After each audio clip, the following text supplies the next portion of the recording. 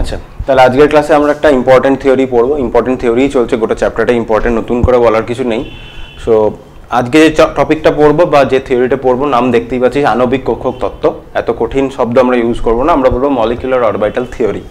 ঠিক আছে, তাহলে এটাকে আমরা কি বলবো? শর্ট ফর্মে বলবো মলিকুলার অরবিটাল থিওরি, এবং আরো শর্ট ফর্মে আমরা এবার থেকে বলবো এমওটি। ঠিক আছে, তাহলে আমরা এমওটি বলবো বারবার, মলিকুলার অরবিটাল থিওরি। তাহলে মলিকুলার অরবিটাল থিওরি নাম শুনে বোঝা যাচ্ছে আমরা মলিকিউলার অরবিটালকে নিয়ে আলোচনা করব। তাহলে মলিকিউলার অরবিটাল বলার আগে আমাকে কোথায় যেতে হবে? মলিকিউলে যেতে হবে। মলিকিউল কি? মলিকিউল কাকে বলে? যখন এক নয় দুই বা ততোধিক পরমাণু মানে অ্যাটম নিজেদের মধ্যে বন্ড করে, তার ফলে যে নতুন স্পিসিসটা তৈরি হয় সেটাকে আমরা মলিকিউল বলি। তাহলে কি করে? বন্ড করে। আচ্ছা, হাইব্রিডাইজেশনের কনসেপ্ট আমরা পড়লাম, আমরা কোয়ান্টাম মেকানিক্স পড়েছি, সেখান থেকে বুঝলাম বন্ড মানে বিষয়টা কি, যার যে অণু দুটো একে অপরের মধ্যে, যে পরমাণু দুটো মানে অ্যাটম দুটো, বাংলা বলতে গেলে আমি ভুল বলে ফেলি, অণুকে পরমাণু, পরমাণুকে অণু বলে ফেলি, মাঝে মধ্যে এরকম ভুল হয়ে যায়, ওগুলো একটু বুঝে নিস। হ্যাঁ, কখনো জায়গায় মলিকিউলকে ইংলিশে মলিকিউল, আমি বাংলায় তো পরমাণু বলে ফেলছি, ওটা বাংলায় বলতে গিয়ে ভুল হচ্ছে। সো একাধিক অ্যাটম যারা নিজেদের মধ্যে বন্ড করছে, তার দুটো অ্যাটম নিজেদের মধ্যে বন্ড করছে, মলিকিউল তৈরি করবে। ওই দুটো অ্যাটমের কিসের ওভারল্যাপ হয়? তাদের ভ্যালেন্স শেলে যে অরবিটাল আছে সেই অরবিটালেরই তো ওভারল্যাপ হয়। আগের দিন তো তাই দেখলাম, সিগমা এবং পাই বন্ড। আমি যদি কোভ্যালেন্ট বন্ডের কথা বলি, তাহলে বন্ড মানে হচ্ছে যে দুটো বন্ড মানে কি, দুটো অ্যাটমের মধ্যেই বন্ড তৈরি হয় স্বাভাবিক। তাহলে বন্ড মানে হচ্ছে যারা বন্ডিং এ টেক পার্ট করছে সেই অ্যাটম দুটোর অরবিটালের ওভারল্যাপ। বেশ, molecular orbital theory, molecular orbital theory কি বলছে? মলিকুলার অরবিটাল থিওরি বলছে, এটা দাগটা কেন পড়লো? এটা মাছি এর মধ্যে দিয়ে হেঁটে গেছে, আমি দেখছি হঠাৎ নিজে থেকেই দাগ পড়ছে কেন, তারপর দেখছি একটা মাছি এর মধ্যে দিয়ে এগোচ্ছে বলে দাগ পড়ছে এরকম। যাই হোক, এবার কি বলি, হ্যাঁ, তাহলে দুটো অ্যাটম নিজেদের মধ্যে বন্ড করছে, দিয়ে মলিকিউল তৈরি হচ্ছে, তাহলে তাদের অ্যাটমিক অরবিটালের ওভারল্যাপ করছে।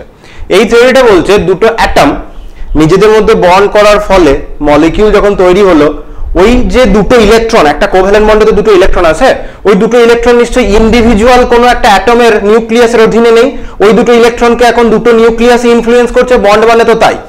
তাহলে ওই ইলেকট্রন দুটো মানে বন্ডিং এ যে ইলেকট্রন দুটো মানে বন্ড পেয়ারটা একটা নতুন ধরনের অরবিটালে থাকে, সেই নতুন ধরনের অরবিটালকেই আমরা বলছি মলিকিউলার অরবিটাল, এবং সেই বিষয়ক যে থিওরি সেটা হচ্ছে মলিকুলার অরবিটাল থিওরি। এই হচ্ছে ব্যাপার। তাহলে ইনিশিয়াল ফেজের কিছু কথা আমি বললাম, তাহলে সেখানে পয়েন্ট পয়েন্ট করে অনেকগুলো কথা বলা রয়েছে, এত পয়েন্ট এরকম লাইন বাই লাইন এত পড়তেই অবশ্যই একবার রিডিং দিবি, একবার রিডিং দিলেই হবে। তোকে মলিকুলার অরবিটাল থিওরির তত্ত্বগুলি কি কি বা প্রতিপাদ্য বিষয়গুলো কি কি, এইসব তোকে কেউ জানতে চাবে না, এগুলো তোকে জানতে হবে। দিয়ে আমাদের থিওরিটা ইউজ করে বিভিন্ন মলিকিউলে কতগুলো বন্ড আছে, সেটা ম্যাগনেটিক প্রপার্টি কি, বন্ড স্ট্রেংথটা বেশি না কম, এইসব বিষয়পত্র নিয়ে আমরা আলোচনা করব। এবার প্রথম কথাটা কি? প্রথম কথাটা আমি অলরেডি বলে দিয়েছি, পয়েন্ট ওয়ান আমার অলরেডি বলা হয়ে গেছে। আমরা আণবিক কক্ষক বা মলিকুলার অরবিটাল বলতে কি বুঝবো? আণবিক কক্ষক বা মলিকুলার অরবিটাল বলতে আমরা কি বুঝছি? ওই যে পরমাণু যারা বন্ডিং এ টেক পার্ট করছে, তাদের অ্যাটমিক অরবিটাল গুলোরই ওভারল্যাপ ঘটছে, এবং ওই অ্যাটমিক অরবিটাল গুলোর ওভারল্যাপ ঘটার ফলে যে নতুন টাইপের অরবিটাল এখন তৈরি হলো, যেই অরবিটালের মধ্যে ওই ইলেকট্রন দুটো রয়েছে মানে বন্ড পেয়ারটা রয়েছে, সেটাকেই আমরা আণবিক কক্ষক বলবো। তাহলে একাধিক পরমাণু পরস্পর যুক্ত অনুগঠন করলে পারমাণবিক কক্ষকের অস্তিত্ব লোপ পেয়ে নতুন এক ধরনের ইলেকট্রনীয় কক্ষক তৈরি হয়, সেটাকেই আমরা আণবিক কক্ষক বলছি। কারণ ওই ইলেকট্রন দুটো ইন্ডিভিজুয়াল অ্যাটমের অধীনে এখন নেই, দুটো অ্যাটমই ওই ইলেকট্রন দুটোকে ইনফ্লুয়েন্স করছে, তাহলে ওই ইলেকট্রন দুটো এখন নতুন এক ধরনের কক্ষকে আছে, সেটাকে আমরা বলবো মলিকুলার অরবিটাল। এবার মলিকুলার অরবিটাল হতে গেলে যে অ্যাটম দুটো নিজেদের মধ্যে বন্ড করছে, মানে যে ইন্ডিভিজুয়াল অ্যাটম তাদের যে অরবিটাল গুলো নিজেদের মধ্যে ওভারল্যাপ করছে, সেই অরবিটাল দুটোর এনার্জি সমান বা অলমোস্ট সমান হওয়া উচিত। কম বেশি কি হলে কি হবে? ওভারল্যাপটা ভালো হবে না, আর ওভারল্যাপ ভালো না হলে ভালো বন্ড হবে না, সেটা বলতে চেয়েছে। সমশক্তি সম্পন্ন বা প্রায় সমান শক্তি সম্পন্ন পারমাণবিক কক্ষগুলি মিলনের ফলে আণবিক কক্ষের তৈরি হয়।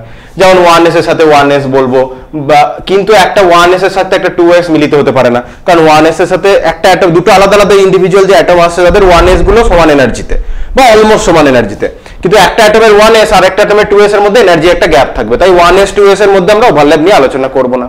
3 নম্বর কি বলেছে? এই যে মলিকুলার অ্যাটমিক অরবিটালের আমি যদি কথা বলি, একটা অ্যাটমিক অরবিটাল নামেই বলা হচ্ছে অ্যাটমিক অরবিটাল। তাহলে অ্যাটমিক অরবিটালটা একটা ইন্ডিভিজুয়াল অ্যাটমের অধীনে থাকে, তাই না? অ্যাটমিক অরবিটালটা, ওই অ্যাটমিক অরবিটাল মানে ওই অরবিটালে যে ইলেকট্রনটা আছে, ওই ইলেকট্রনটা বা ওই অ্যাটমিক অরবিটালটা ইন্ডিভিজুয়াল অ্যাটমের অধীনে থাকে, রাইট? কিন্তু মলিকুলার অরবিটাল কখন তৈরি হচ্ছে? যখন মলিকিউল তৈরি হচ্ছে, মানে দুটো অ্যাটমের মধ্যে বন্ড তৈরি হচ্ছে। তাহলে বন্ডে যে বন্ড পেয়ার দুটো রয়েছে, সেই দুটো ইলেকট্রন নিশ্চয়ই কোনো একটা ইন্ডিভিজুয়াল অ্যাটমের মধ্যে নেই, মানে অধীনে নেই, ইনফ্লুয়েন্সে নেই, দুটো অ্যাটমের নিউক্লিয়াস ওটাকে আকর্ষণ করছে সমানভাবে, মানে ওটার সাথে ইন্টারাকশন করছে।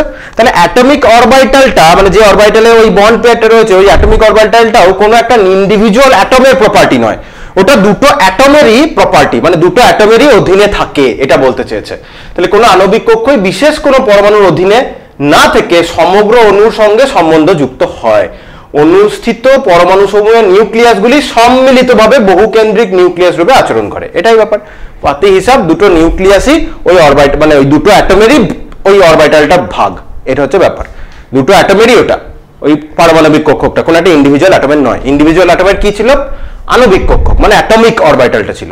সরি, আণবিক কক্ষক কেন বলছি দেখেছিস? উল্টো উল্টো বাংলায় বলতে গেলে উল্টো উল্টো বলে ফেলি। অ্যাটমের যেটা ছিল সেটা হচ্ছে অ্যাটমিক অরবিটাল, মানে পারমাণবিক কক্ষক, ঠিক আছে?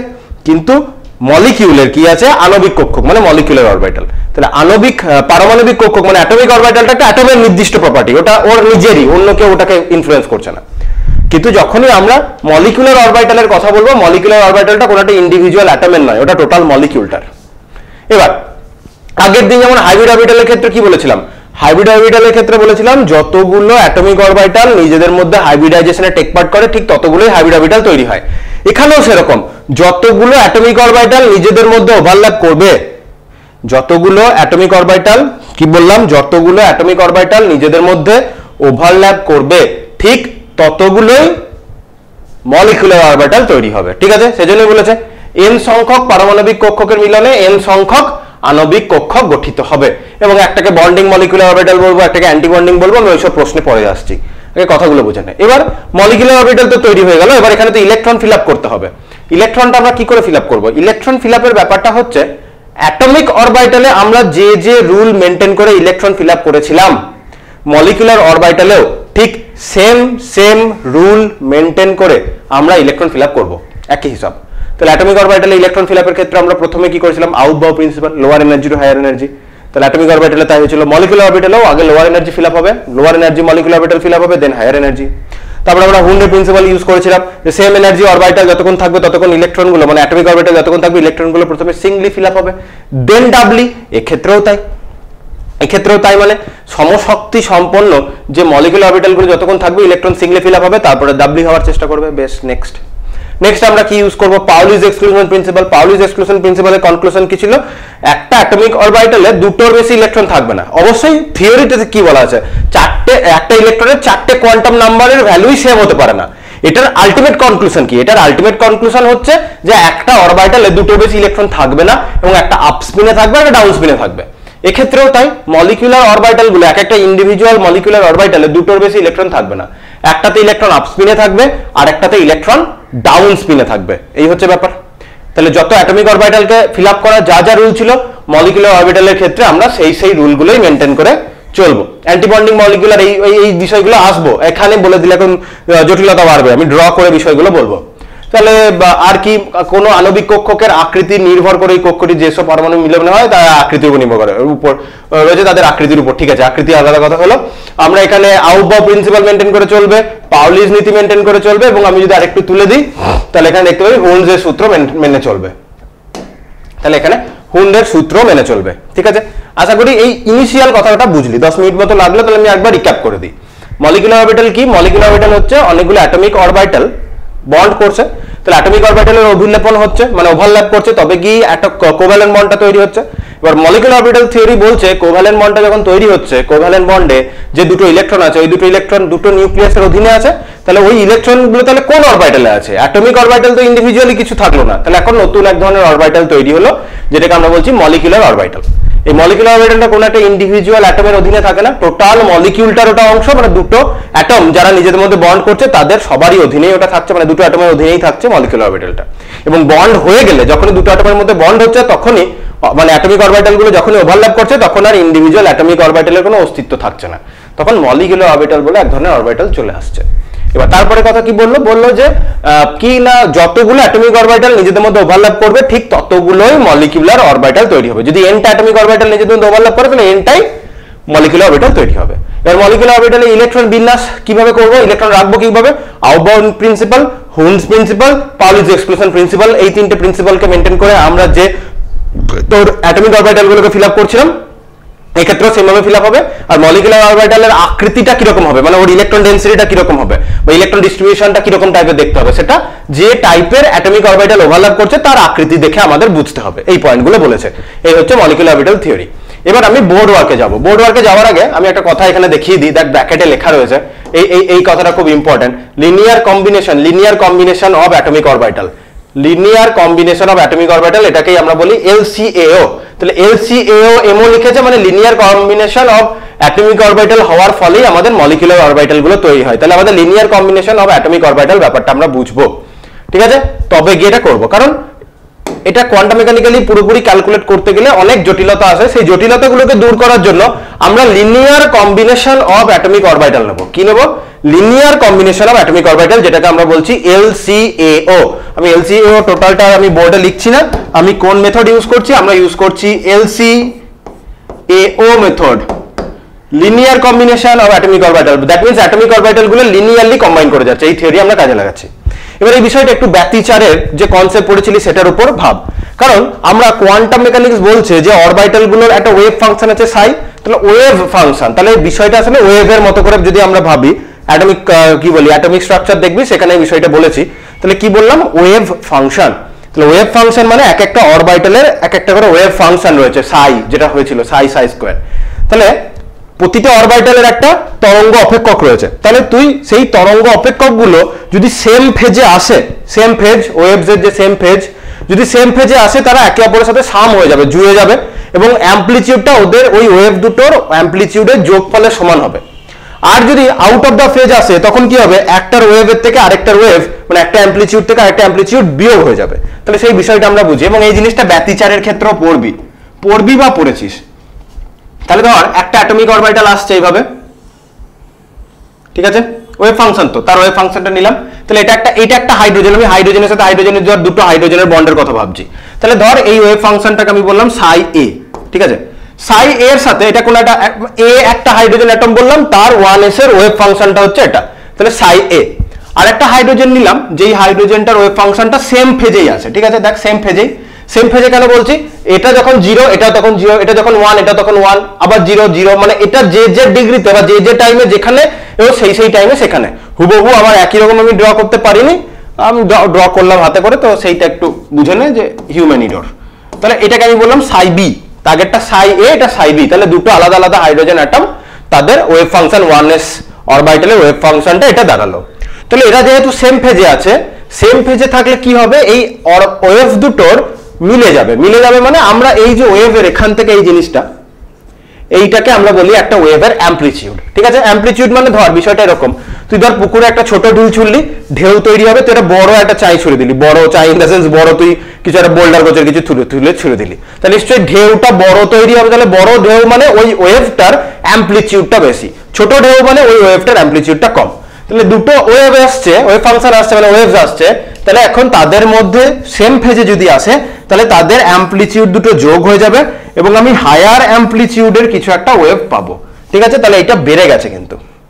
তাহলে দুটো অ্যাটমিক অরবিটালের মধ্যে যদি যোগ হয়, তাহলে দুটো অ্যাটমিক অরবিটাল তার প্রত্যেকের সাই ফাংশন আছে, তাহলে অ্যাটমিক অরবিটালের মধ্যে যদি যোগ হয়, যে নতুন আমরা ওয়েভ ফাংশনটা পাচ্ছি, এই ওয়েভ ফাংশনটা কিভাবে এসেছে? সাই এ আর সাই বি এর মধ্যে যোগ হওয়ার ফলে। তাহলে সাই এ আর সাই বি যোগ হয়ে যে নতুন অরবিটালটা তৈরি করছে, সেই নতুন অরবিটালটাকেই আমরা আজকে থেকে কি বলবো? Bonding orbital. This is your bonding molecular orbital, ঠিক আছে? বন্ডিং অরবিটাল নয়, মানে অরবিটাল অবশ্যই, আমরা বলবো বন্ডিং এমও, ঠিক আছে? এমও ফর মলিকুলার অরবিটাল, তাহলে বিএমও বলবো এরপর থেকে, ঠিক আছে? প্রথমবার লিখছি বলে বন্ডিং এমও লিখলাম, এমও ফর মলিকুলার অরবিটাল। তাহলে বন্ডিং মলিকুলার অরবিটাল। এবার উল্টো ঘটনা হতে পারে, তুই বলি স্যার এই দুটো যোগ করলে কি এত বড় হয় নাকি? এটা একটু বুঝে নিস, আমি হাতে ড্র করলাম, একটু ইরর হচ্ছে। তাহলে এটার অ্যাম্পলিটিউড আর এটার অ্যাম্পলিটিউড যোগ হয়ে যাবে, দিয়ে একটা ওয়েভ আসবে, তাহলে এটা হচ্ছে তোর বন্ডিং। এই হচ্ছে LCAO। এখনো কমপ্লিট হয়নি, উল্টোটাও হতে পারে। উল্টোটাতে কি হতে পারে? উল্টোটাতে হতে পারে যে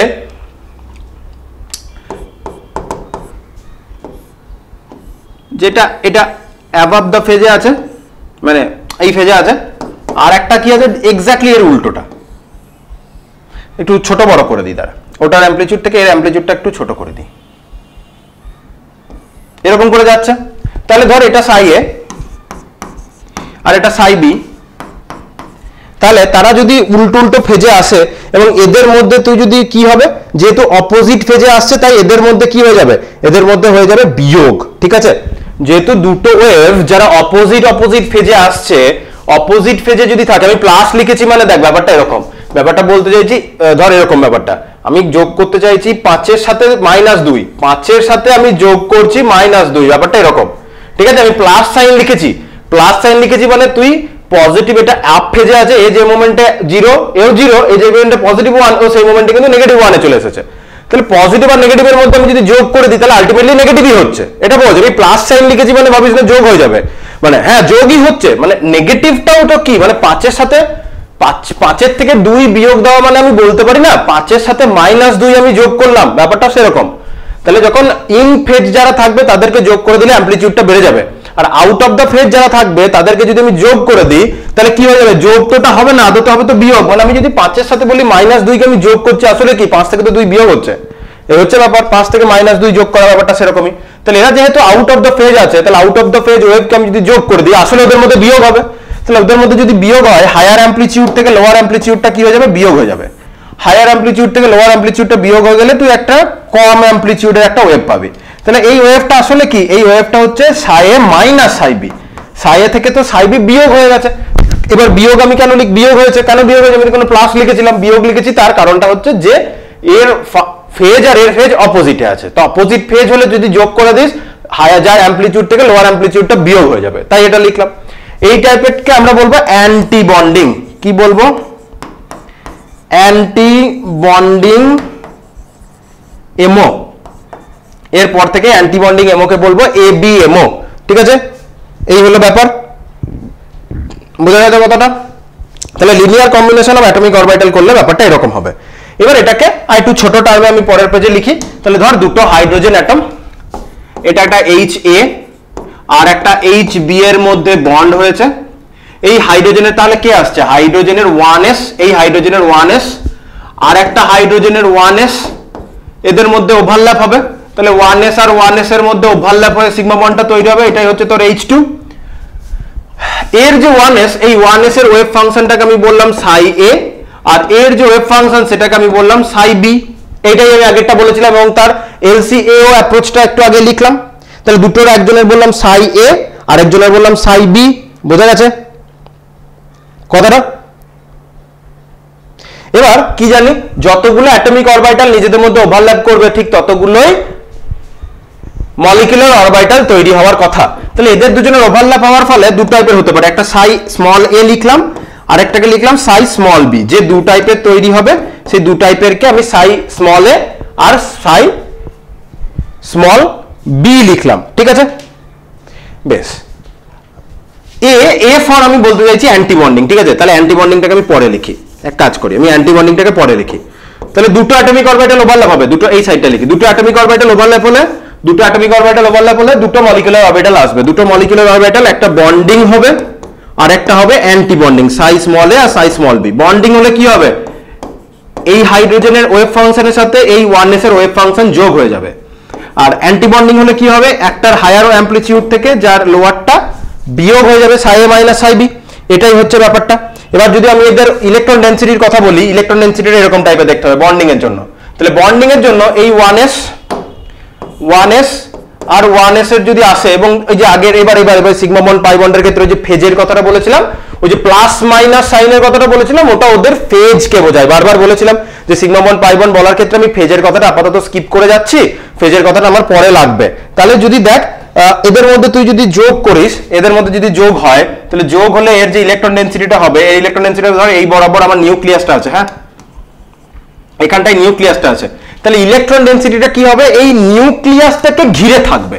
এদের যে ওভারল্যাপ, এই যে ওভারল্যাপটা দেখায়, এই যে ওভারল্যাপটা, আমি তো ওভারল্যাপটা এইভাবে দেখিয়েছি, আমি ওভারল্যাপটা তো এইভাবে দেখালাম, এখানে ওভারল্যাপটা এইভাবে দেখিয়েছি। তাহলে এই ওভারল্যাপের যে ইলেকট্রন ডেনসিটিটা, এই ওভারল্যাপের যে ইলেকট্রন ডেনসিটিটা তার সাই ফাংশনটা, that means Sai A plus Sai beta দেখতে কেমন হবে, এটা যদি দুটো নিউক্লিয়াস হয় এই নিউক্লিয়াসকে ঘিরে এই রিজিয়নে থাকবে এরকম করে, নিউক্লিয়াসকে ঘিরে, আমার ড্রটা আমি বইয়ে দেখাবো ছবি, নিউক্লিয়াসকে ঘিরে এরকম একটা রিজিয়নে ইলেকট্রন ডেনসিটি থাকবে। তাহলে টোটাল নিউক্লিয়াসকে ঘিরে আছে, এই হচ্ছে ব্যাপার। এবং নিউক্লিয়াস গুলোকে এই জায়গায় একটা ইকুইলিব্রিয়াম পজিশনে ধরে রাখতে, কারণ নিউক্লিয়াস পজিটিভলি চার্জ, তাকে ঘিরে নেগেটিভলি চার্জড ইলেকট্রন তারা নিউক্লিয়াস টোটালটাকে একটা সামঞ্জস্য পজিশনে বা ইকুইলিব্রিয়াম পজিশনে রাখছে। এবার যদি সায়ে মানে 1s আর 1s এর মধ্যে তুই যদি বিয়োগ করে দিস বা প্লাস লিখে যদি বলি এটা পজিটিভ ফেজ এটা নেগেটিভ ফেজ আর এই দুটো পজিটিভ ফেজে আসছে, তাহলে অপোজিট ফেজের মধ্যে তুই যদি যোগ করে দিস অথবা এরকম করে তুই বিয়োগ করে দিস, একই ব্যাপার বোঝাচ্ছে। তাহলে যেটা দাঁড়াবে সেটা হচ্ছে যে এরা একের মধ্যে বিয়োগ হয়ে যাবে, বিয়োগ হয়ে গেলে কি হলো, আউট অফ দ্য ফেজ যেহেতু এলো, এবার এই ইলেকট্রন ডেন্সিটি এরকম টাইপের করে নিউক্লিয়াস থেকে অপোজিট দিকে ইলেকট্রনটা ডেন্স হবে। তাহলে নিউক্লিয়াসের কাছে ইলেকট্রন ডেন্সিটিটা কমে যাচ্ছে, নিউক্লিয়াস থেকে দূরে চলে যাচ্ছে ইলেকট্রন ডেন্সিটিটা। ঠিক আছে, এই হচ্ছে ব্যাপার। আশা করি বোঝাতে পারলাম কথাটা, না বোঝাতে পারলাম না? ঠিক আছে, তাহলে আমি পজিটিভ নেগেটিভ সাইন দিয়ে লিখবো। পজিটিভটা বোঝাচ্ছে পজিটিভ পজিটিভ মানে সেম ফেজ ওভারল্যাপ করছে, পজিটিভ নেগেটিভ মানে out of the phase overlap হচ্ছে, that is your positive negative. আর আমি যদি গ্রাফে বিষয়টাকে বোঝাতে চাই, গ্রাফটা তো আগের পেজে ছিল, এইটা হচ্ছে তো টোটাল পিকচারটা, এইটা হচ্ছে তো টোটাল পিকচার।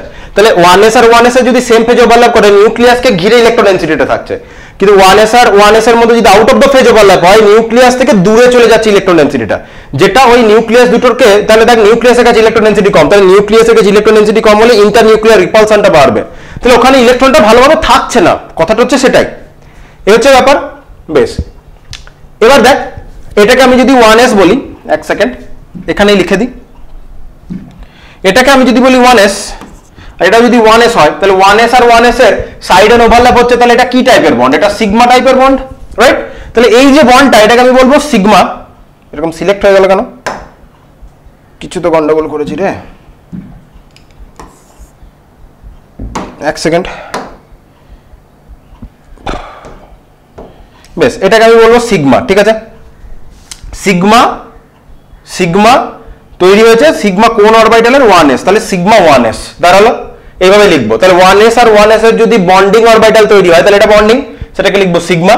আর অ্যান্টি বন্ডিং হলে লিখবো সিগমাই, কিন্তু সিগমার অ্যান্টি বন্ডিং হচ্ছে, তাহলে সিগমা স্টার 1s।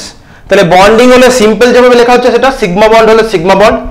যে টাইপের অ্যাটমিক অরবিটাল ওভারল্যাপ হয়েছে তার জন্য আমি লিখলাম 1s, আর 1s আর 1s এর যদি out of the phase overlap হয় তার ফলে যে সিগমাটা তৈরি হলো সেটাকে অ্যান্টি বন্ডিং বোঝানোর জন্য আমি কি বলবো, স্টার। এবং কাদের দুজনের অ্যান্টি বন্ডিং হচ্ছে 1s এর, তাহলে এটা বন্ডিং কে বোঝাতে গেলে এরকম, আর অ্যান্টি বন্ডিং কে বোঝাতে গেলে আমরা এরকম স্টার দিয়ে ডিনোট করব। ঠিক আছে, যেমন এই পজিটিভ নেগেটিভ বললে ধর আমি এরকম বললাম পজিটিভ নেগেটিভ পজিটিভ, এর ক্ষেত্রে কি নেগেটিভ পজিটিভ নেগেটিভ উল্টো উল্টো জায়গায় আছে, তাহলে পজিটিভ থেকে নেগেটিভটা বিয়োগ হয়ে যাচ্ছে। কিন্তু আগেরটা যেটা বন্ডিং হচ্ছে, বন্ডিং এর ক্ষেত্রে তুই যদি দেখিস, কোথায় সরে আসে না কেন, হ্যাঁ, তাহলে বন্ডিং এর ক্ষেত্রে তুই যদি দেখিস, বন্ডিং এর ক্ষেত্রে আমি বলতে পারি এই জায়গাটা positive negative positive positive negative positive, তাহলে পজিটিভের সাথে পজিটিভ জুড়ে অ্যাম্পলিটিউডটাকে বাড়িয়ে দিচ্ছে। এই হচ্ছে ব্যাপার, আশা করি বুঝতে পেরেছিস কথাটা। এবার আমরা একটু বইয়ের দিকে চলে যাই। আর পাই বন্ড হলে পাই পাই পাই যেরকম হবে, যে পি অরবিটাল ওভারল্যাপ করবে সেই রকম পাই মানে পাই টু px, আর অ্যান্টি বন্ডিং হলে পাই স্টার টু px, স্টার দিয়ে ডিনোট করব। এবার আমি বইয়ে চলে যাই, ইনিশিয়াল কথাটা আমি বোঝাতে পেরেছি, এখনো কিছু জিনিস বলতে হবে, শেষ হয়নি। তাহলে বইয়ে আমরা যতটা পড়লাম একটু মার্ক করে নি, কারণ এরপরে তোকে বই থেকেও পড়তে হবে। দাঁড়া, কতটা পড়লাম, এই ইনিশিয়াল কথাটা আমরা বলেছি। ইনিশিয়াল কথাটা বলার পরে এখানে পারমাণবিক কক্ষ আণবিক কক্ষকের মধ্যে কথা বলেছে, তারপরে বলেছে আণবিক কক্ষকে আমরা linear combination of atomic orbital LCAO টা পড়বো। বলেছে পারমাণবিক কক্ষক সমূহ রৈখিক সমন্বয়ের ফলে আণবিক কক্ষ গঠিত হয়। তরঙ্গ বলবিদ্যায় ওয়েভ ফাংশন এই যে সাই দ্বারা প্রকাশ করা হয়, আমরা সেটা পড়েছি। এইসব জিনিসপত্র আমরা অ্যাটমিক স্ট্রাকচারই পড়েছি। অ্যাটমিক স্ট্রাকচারের কথাটা একটু ছোট করে এখানে বলার চেষ্টা করেছে, বলা হলো এখানে আমরা কি করব, কোন আণবিক কক্ষকের তরঙ্গ অপেক্ষক নির্ণয় করার জন্য একটি বিকল্প আনুমানিক পদ্ধতি ব্যবহার হয়। একে পারমাণবিক কক্ষ সমূহে লিনিয়ার মানে LCAO পদ্ধতি, linear combination of atomic orbital পদ্ধতি আমরা ইউজ করি। একটা আনুমানিক লিখেছিস, একটা আনুমানিক পদ্ধতি আমরা ব্যবহার করি।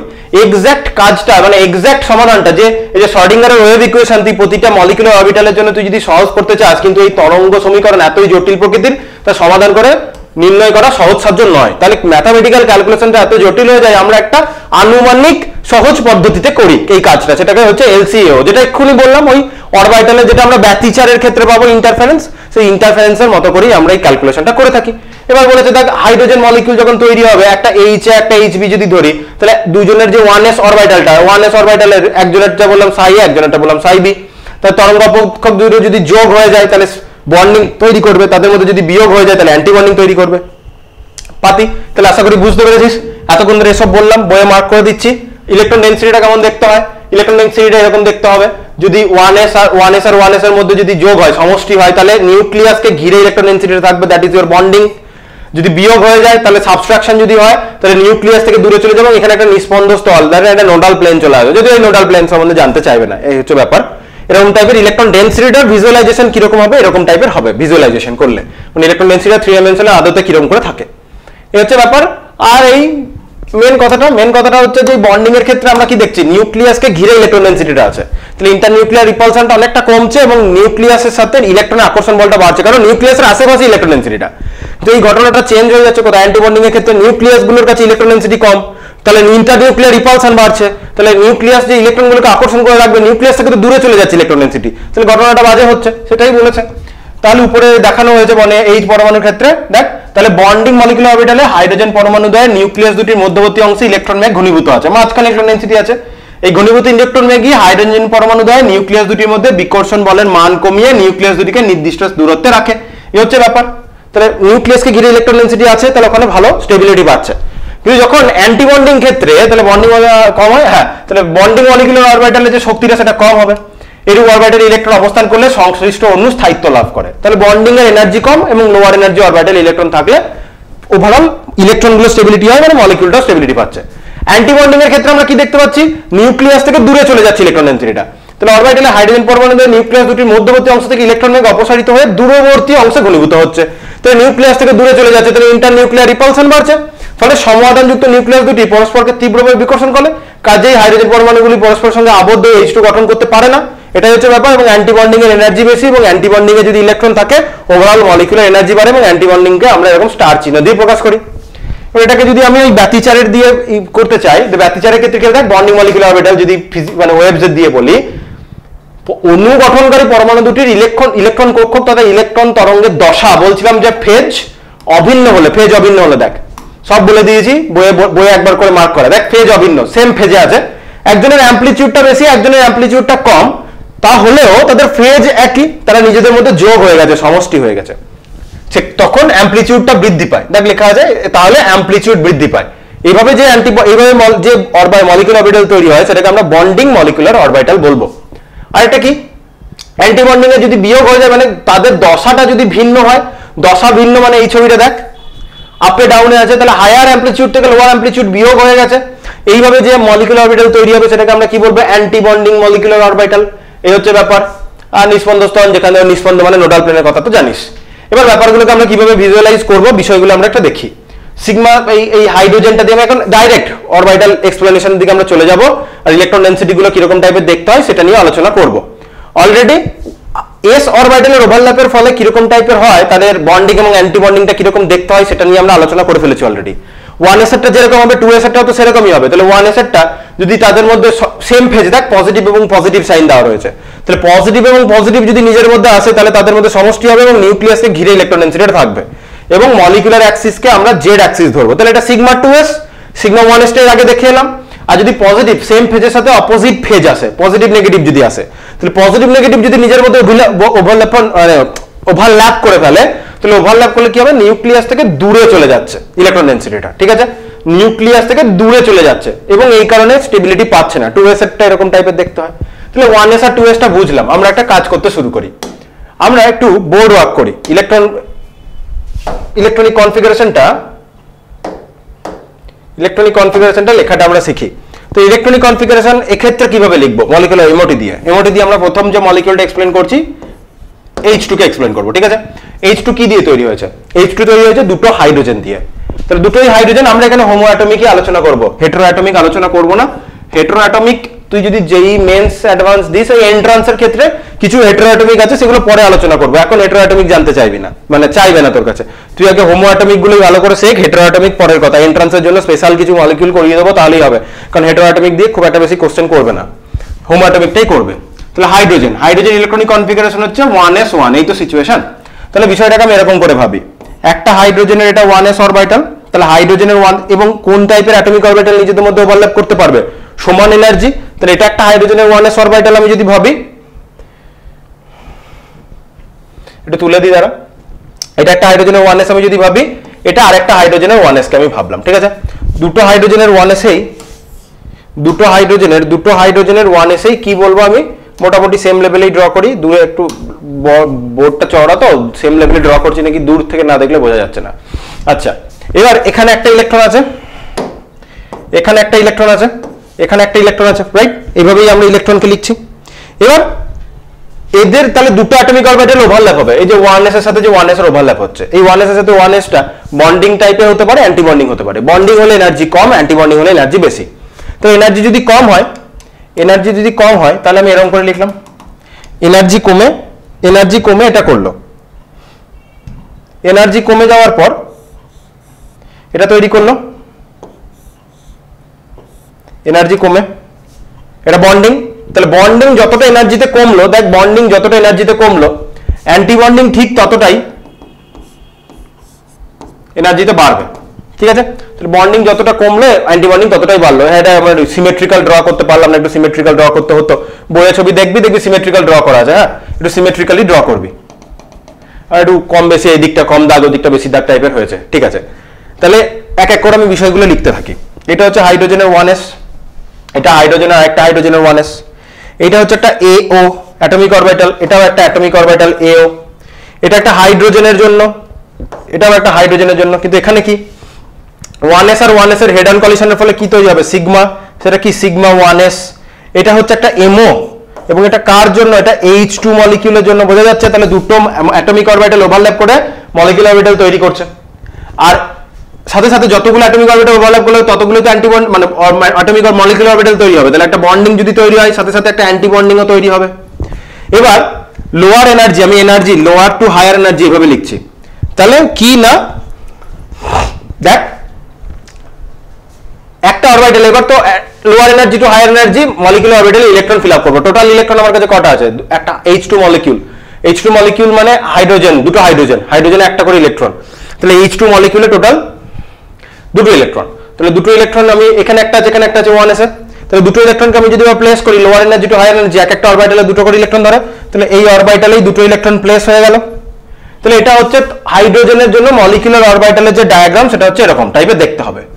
এবার পরীক্ষাতে লেখার সময় সবসময় এত বড় ডায়াগ্রাম করতে হয় না, কারণ সবসময় তোকে এরকম ডায়াগ্রাম করতে দেবে না। এটা নিজের বোঝার জন্য এনার্জি লেভেল অনুযায়ী এভাবে লেখা হচ্ছে, ঠিক আছে? এবারে কথাটা হচ্ছে যে এইটা আমি টোটালটা ড্র হলো আমার। এবার লেখার সময় আমি কিভাবে লিখতে পারি? আমি সাইডে লিখছি, ঠিক আছে? আমি সাইডে লিখি, এটাকে একটু সাইডে সরিয়ে দিই। তাই লিখবো কিভাবে? লিখবো lower energy to higher energy, যেরকম করে আমরা এর আগে লিখতে শিখেছিলাম এখানেও ঠিক সেভাবেই লিখবো। তাহলে lower energy to higher energy যদি লিখি, তাহলে হাইড্রোজেনের জন্য এরকম হচ্ছে। H2 মলিকিউলের জন্য তুই কি পাচ্ছিস? Sigma 1s। সিগমা 1s এর এনার্জি কম, কার থেকে? সিগমা 1s স্টারের থেকে। দুটো ইলেকট্রন কোথায়? এটা। তাহলে লেখা হয়ে গেল মলিকিউলার অরবিটাল থিওরি অনুযায়ী H2 মলিকিউলের ইলেকট্রনিক কনফিগারেশন লেখা হলো। এবার এখান থেকে বার করতে হবে বন্ড অর্ডার, যেটা এই থিওরির মেন কাজ। তাহলে বন্ড অর্ডার কাকে বলে? বন্ড অর্ডার হচ্ছে দুটো অ্যাটমের মধ্যে টোটাল নাম্বার অফ বন্ডস কে আমরা বলবো বন্ড অর্ডার। তাহলে বন্ড অর্ডার আমরা কি করে বার করব? BOND, প্রথমবারের জন্য বন্ড অর্ডার লিখছি, এরপরে আর BO লিখবো, ঠিক আছে? তাহলে বন্ড অর্ডার হচ্ছে নাম্বার অফ অ্যাটমিক অরবিটালে নাম্বার অফ ইলেকট্রনস, অ্যাটমিক কেন বলছি, বন্ডিং অরবিটালে নাম্বার অফ ইলেকট্রনস, NB লিখবো, NA লিখে ফেলেছি সরি। বন্ডিং এ কতগুলো ইলেকট্রন মাইনাস অ্যান্টি বন্ডিং এ কতগুলো ইলেকট্রন ডিভাইডেড বাই 2, সেটা হবে বন্ড অর্ডার। তাহলে হাইড্রোজেনের জন্য দেখি তো, হাইড্রোজেনের জন্য বন্ডিং এ আছে দুটো, অ্যান্টি বন্ডিং এ কিছুই নেই, ডিভাইডেড বাই 2, তাহলে বন্ড অর্ডার হচ্ছে 1, যেটা বোঝাচ্ছে হাইড্রোজেনের সাথে হাইড্রোজেনের একটা বন্ডই আছে। এটা মলিকিউলার অরবিটাল থিওরি থেকে আমরা বলতে পারি। তাহলে মলিকিউলার অরবিটাল থিওরির মেন কাজ হচ্ছে বন্ড অর্ডারটা বলতে পারা, ঠিক আছে? এবার আমি একবার বন্ড অর্ডার কথাটা স্কিপ হয়ে গেছিল, আমি বন্ড অর্ডার কথাটা একবার বলি। বন্ড অর্ডার কি অলরেডি বললাম, আমি একবার বন্ড অর্ডার কথাটা বলি। তাহলে বন্ড অর্ডার মানে হচ্ছে টোটাল নাম্বার অফ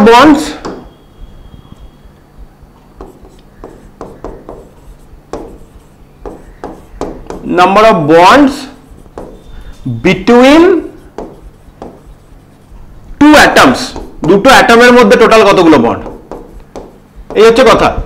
ভালো করে শুনবি। যদি আমি এরকম লিখি, কার্বনের সাথে এদিকে 4টে হাইড্রোজেন এভাবে বন্ড করে আছে, একদম 90 ডিগ্রি অ্যাঙ্গেলে থাকে না। আমি এখানে শেপ অফ দ্য মলিকিউল করছি না, তাই টেট্রাহেড্রালি লিখলাম না, আমি এরকম করে সিম্পল লিখলাম। তাহলে কেউ যেন বলবে, আমি যদি বলি এখানে বন্ড অর্ডার কত, তাহলে বন্ড অর্ডার বলতে গেলে আমি বলেছি between two atom. Bond order কিন্তু অলওয়েজ দুটো অ্যাটমের মধ্যে হয়। তাহলে বন্ড অর্ডার অলওয়েজ দুটো অ্যাটমের মধ্যে। তাহলে আমি যদি তোকে বলি এই মলিকিউলে বন্ড অর্ডার কত, তাহলে তোর উত্তরটা হবে এখানে 1 বন্ড অর্ডারের 4টে বন্ড রয়েছে। এই কার্বন হাইড্রোজেন বন্ডটাও বন্ড অর্ডার 1, এই কার্বন হাইড্রোজেনের বন্ড অর্ডার 1, এটাও 1, এটার জন্য 1 এবং এটার জন্য বন্ড অর্ডার 1। তাহলে 4টে 1 বন্ড অর্ডারের বন্ড আছে। কেউ যেন বলবি না এখানে বন্ড অর্ডার 4, তাহলে বন্ড অর্ডার 4 কেন বলতে পারবো না? তাহলে তো কার্বনের সাথে 4টে হাইড্রোজেনকে নিতে হবে। তো দুটো অ্যাটমের মধ্যে তুই নাম্বার অফ বন্ড বললি, তুই তো 5টা অ্যাটমের মধ্যে নাম্বার অফ বন্ড বললি। 5টা অ্যাটমের মধ্যে নাম্বার অফ বন্ড, তাহলে দুটো অ্যাটমের মধ্যে কতগুলো বন্ড আছে? তাহলে কার্বন হাইড্রোজেনের মধ্যে এখানে 1 আছে এবং এরকম টাইপের 4টে বন্ড আছে। সো 1 বন্ড অর্ডারের এখানে 4টে বন্ড আছে। এবার যদি আমি এরকম বলি কার্বন ডাবল বন্ড কার্বন, এখানে দুটো হাইড্রোজেন হাইড্রোজেন হাইড্রোজেন, তখন তুই কি বলবি? কার্বন হাইড্রোজেনের মধ্যে বন্ড অর্ডার 1, এটা 1 বন্ড অর্ডার, আবার এটাও 1 বন্ড অর্ডার, এটাও 1 বন্ড অর্ডার, এটাও 1 বন্ড অর্ডার, কিন্তু কার্বন আর কার্বনের মধ্যে 2 বন্ড অর্ডার আছে। তাহলে this is your bond order. তাহলে দুটো অ্যাটমকে নিয়ে আলোচনা করবো অলওয়েজ। একটা মলিকিউলে টোটাল কতগুলো অ্যাটম আছে সবগুলোকে নিয়ে তুই বলবি কত, সেটা নয়। তাহলে দুটো অ্যাটমের মধ্যে কতগুলো বন্ড আছে সেটাই হচ্ছে আমার বন্ড অর্ডার। আশা করি বুঝতে পেরেছিস। তাহলে আমি মলিকিউলার অরবিটাল থিওরি কাজে লাগিয়ে বুঝতে পারলাম হাইড্রোজেনের সাথে হাইড্রোজেনের কি আছে, একটাই বন্ড আছে। এইভাবে আমরা বন্ড অর্ডার বার করব। ঠিক আছে, বন্ড অর্ডারের সাথে কিভাবে বন্ড স্ট্রেংথ এসব কিছু আছে আবার একটু বাদেই আলোচনা করব। তবে বইয়ে আরেকবার যাই, কি বলেছে দেখি। আর কিছু ছবি দেখায়। 1s এর বন্ডিং অ্যান্টি বন্ডিং কিরকম হয় দেখতে পেয়ে গেছিস। এবার আমরা জেড গুলো দেখে নিই। আমরা অলওয়েজ মলিকিউলার অরবিটালকে জেড অরবিটাল ধরবো। ঠিক আছে, মলিকিউলার অরবিটালকে জেড অরবিটাল ধরবো। তাহলে মলিকিউলটা যে অরবিটাল, সরি মলিকিউলার অরবিটাল কেন বলছি, সরি মলিকিউলার অ্যাক্সিসকে। তাহলে মলিকিউলটা যে অ্যাক্সিস বরাবর বন্ড করছে, সিগমা বন্ডটা করবে, সেটাকে আমি ধরবো মলিকিউলার অ্যাক্সিসটাকে আমরা বলবো জেড অ্যাক্সিস। তাহলে মলিকিউলটা জেড অ্যাক্সিস বরাবর রয়েছে, বাকি দুটো তার রেসপেক্টে পারপেন্ডিকুলারলি এক্স আর ওয়াই। তাহলে মলিকিউলার অ্যাক্সিসকে আমরা জেড অ্যাক্সিস ধরবো। তাহলে মলিকিউলার অ্যাক্সিস যদি জেড অ্যাক্সিস হয়, তাহলে আমরা যে 3টে পি অরবিটাল আছে একে অপরের সাথে পারপেন্ডিকুলার, তার মধ্যে পি জেড যে অরবিটালটা, সেই পি জেড অরবিটালটা ক্ষেত্রে 2pz, কারণ আমরা প্রিন্সিপাল কোয়ান্টাম নাম্বার 2 এর পরে আমরা যাবই না, আমরা ফ্লুরিন মলিকিউলে গিয়ে শেষ করে দেবো স্টাডিটা এমওটির ছোট ক্লাসে। তাই atomic number of atomic principal quantum number 2 এর বাইরে আমাদের লাগছে না। তাহলে যখন দুটো পিজেড অরবিটাল নিজেদের মধ্যে হেড অন করবে এবং হেড অনের যদি বন্ডিং মলিকিউলার অরবিটাল তৈরি করে, তাহলে দেখ নিউক্লিয়াসের আশেপাশে ইলেকট্রন ডেনসিটিটা হাই, তাহলে আবার নিউক্লিয়াসটার মধ্যে বিকর্ষণ বলটা কম রাখতে পারবে।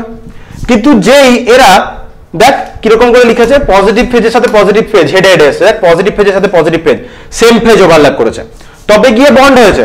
কিন্তু দেখ পজিটিভের সাথে নেগেটিভ যখন এসেছে কি হয়েছে, নিউক্লিয়াস থেকে ইলেকট্রন ডেনসিটিটা দুই সাইডে সরে গেছে, মানে নিউক্লিয়াসটার মধ্যে দুটো নিউক্লিয়াসের মধ্যে বিকর্ষণ বলটা বাড়বে, তো তাদের মধ্যে বন্ডটা ভালো হবে না। তাহলে সিগমা পিজেড এর সিগমাটা এরকম টাইপের দেখতে হবে, সিগমা স্টারটা এরকম দেখতে হবে। এবার এটা তো মলিকিউলার অ্যাক্সিস বরাবর পি অরবিটালটা এলো বলে সিগমা বন্ড করলো, তাহলে তাদের রেসপেক্টে এক্স আর ওয়াই অ্যাক্সিসের যে পি অরবিটালটা রয়েছে, তাহলে তারা পাই বন্ড করবে। তাদের রেসপেক্টে এই অরবিটাল বরাবর যারা রয়েছে তারা পাই বন্ড করবে। তাহলে দেখ পিএক্স যখন নিজেদের মধ্যে সাইড অন করবে, আগেও দেখিয়েছিলাম সাইড অন করলে উপরে একটা ইলেকট্রন ডেনসিটি থাকে, নিচে একটা ইলেকট্রন ডেনসিটি থাকে, তাহলে নিউক্লিয়াসের আশেপাশে ইলেকট্রন ডেনসিটিটা আছে। এবং পি অরবিটালের ইলেকট্রন ডেনসিটিটা কেমন দেখতে হয়, এটা পি অরবিটাল মানে সরি পাই অরবিটালের ইলেকট্রন ডেনসিটিটা কিরকম দেখতে হয়, যেটা যখন পাই বন্ড নিয়ে আলোচনা করেছিলাম তখন বলেছিলাম, আবার এখানেও দেখতে পেলি। তাহলে বন্ডিং হলে এরকম টাইপের হয়। তাহলে দেখ পজিটিভের সাথে পজিটিভ, নেগেটিভের সাথে নেগেটিভ সেম ফেজ ওভারল্যাপ করেছে। পজিটিভ নেগেটিভ নেগেটিভ পজিটিভ আলাদা আলাদা ফেজ। আবার বলছি পজিটিভ নেগেটিভ সাইনটা চার্জকে বোঝাচ্ছে না, ফেজকে বোঝাচ্ছে। এটা sigma bond pi bond BSCPR class 1 এও বলেছিলাম, তখন পজিটিভ নেগেটিভটা নিয়ে অত কথা বলিনি, বলেছিলাম পরে বলবো, এই যে বলছি। তাহলে সেম ফেজের কথা হচ্ছে, এটা চার্জ বোঝাচ্ছে না পজিটিভ নেগেটিভ সাইনটা। আবার বলছি পজিটিভ নেগেটিভ সাইনটা চার্জ বোঝাচ্ছে না, মানে ইলেকট্রনই আছে, মানে চার্জ ভাবলে নেগেটিভই। পজিটিভ নেগেটিভ ফেজ বোঝাচ্ছে, ওই যে ফেজ একটু আগেই দেখালাম সেই ফেজ। দশা ওয়েভ পড়তে গেলে এরপরে যখন ফিজিক্সে ওয়েভ পড়বি, কোন যে সেমিস্টারে আমি জানি না কোন সেমিস্টারে ফিজিক্স ওয়েভ আছে, তো সেখানে পড়তে গিয়ে ফেজ ওসব তো পড়বি। তাহলে আলাদা আলাদা ফেজ যখন ওভারল্যাপ হয়েছে, দেখ ইলেকট্রন ডেনসিটি গুলো একে অপর থেকে দূরে সরে গেছে, অনেকটা ডি অরবিটালের মতো দেখতে লাগছে, তবে এটা ডি অরবিটাল নয়। তাহলে আলাদা আলাদা দিকে সরে গেছে, কারণ ডি অরবিটালে নিষ্পন্দ তল মানে নোডাল প্লেন দুটো হয়, এখানে নোডাল প্লেন একটা, তাহলে ডি অরবিটাল ভাবিস না এটাকে।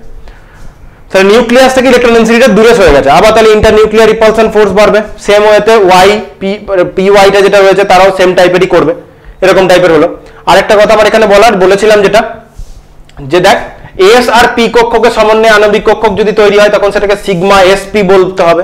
সিগমা এসপির ক্ষেত্রে এরকম টাইপের দেখতে হয়, তবে আপাতত আমরা যে মলিকিউলগুলোকে নিয়ে আলোচনা করব সেখানে সিগমা এসপি তুই দেখতে পাবি না, সো চিন্তা নেই।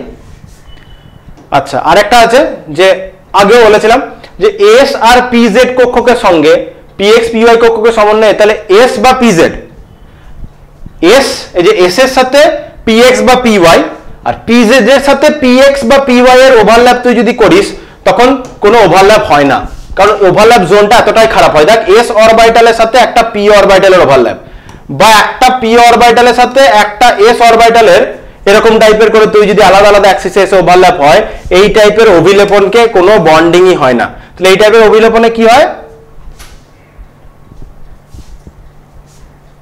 পরিবর্তে নন বন্ডিং মলিকুলার অরবিটাল তৈরি হয়, মানে ঠিক করে বন্ডিং হয় না, এবং এই টাইপের অভিলেপনকে আমরা জিরো ওভারল্যাপ বলবো।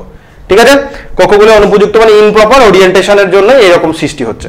তো বেসিক্যালি এস এর সাথে পি, এটা মনে রাখবি, এস এর সাথে পি এর সাইড অন হয় না, এস এর সাথে পি এর হেড অন হতে পারে, এস এর সাথে এস এর head on sigma, S S sigma 1 করতে পারে, পি পি সিগমা করতে পারে, এস পি সিগমা করতে পারে, কিন্তু এস আর পি মিলে পাই বন্ড করতে পারবে না।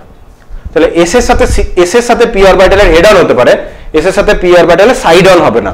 ঠিক আছে, এটা যেন মনে থাকে, এস এর সাথে পি এর সাইড অন হবে না, এস এর সাথে পি এর অলওয়েজ হেড অন করতে হবে। মানে এস এর সাথে এস আর পি অরবিটালে তুই সিগমা বন্ডই বানাতে পারবি, এস আর পি অরবিটালকে ইউজ করে তুই পাই বন্ড বানাতে পারবি না, কারণ ওভারল্যাপ জোনটা এতটাই বাজে হয়, ওটাকে আমরা একটা নন বন্ডিং মলিকুলার অরবিটাল বলবো, ইমপ্রপার ওরিয়েন্টেশন, এবং ওটাকে বেসিক্যালি জিরো ওভারল্যাপ।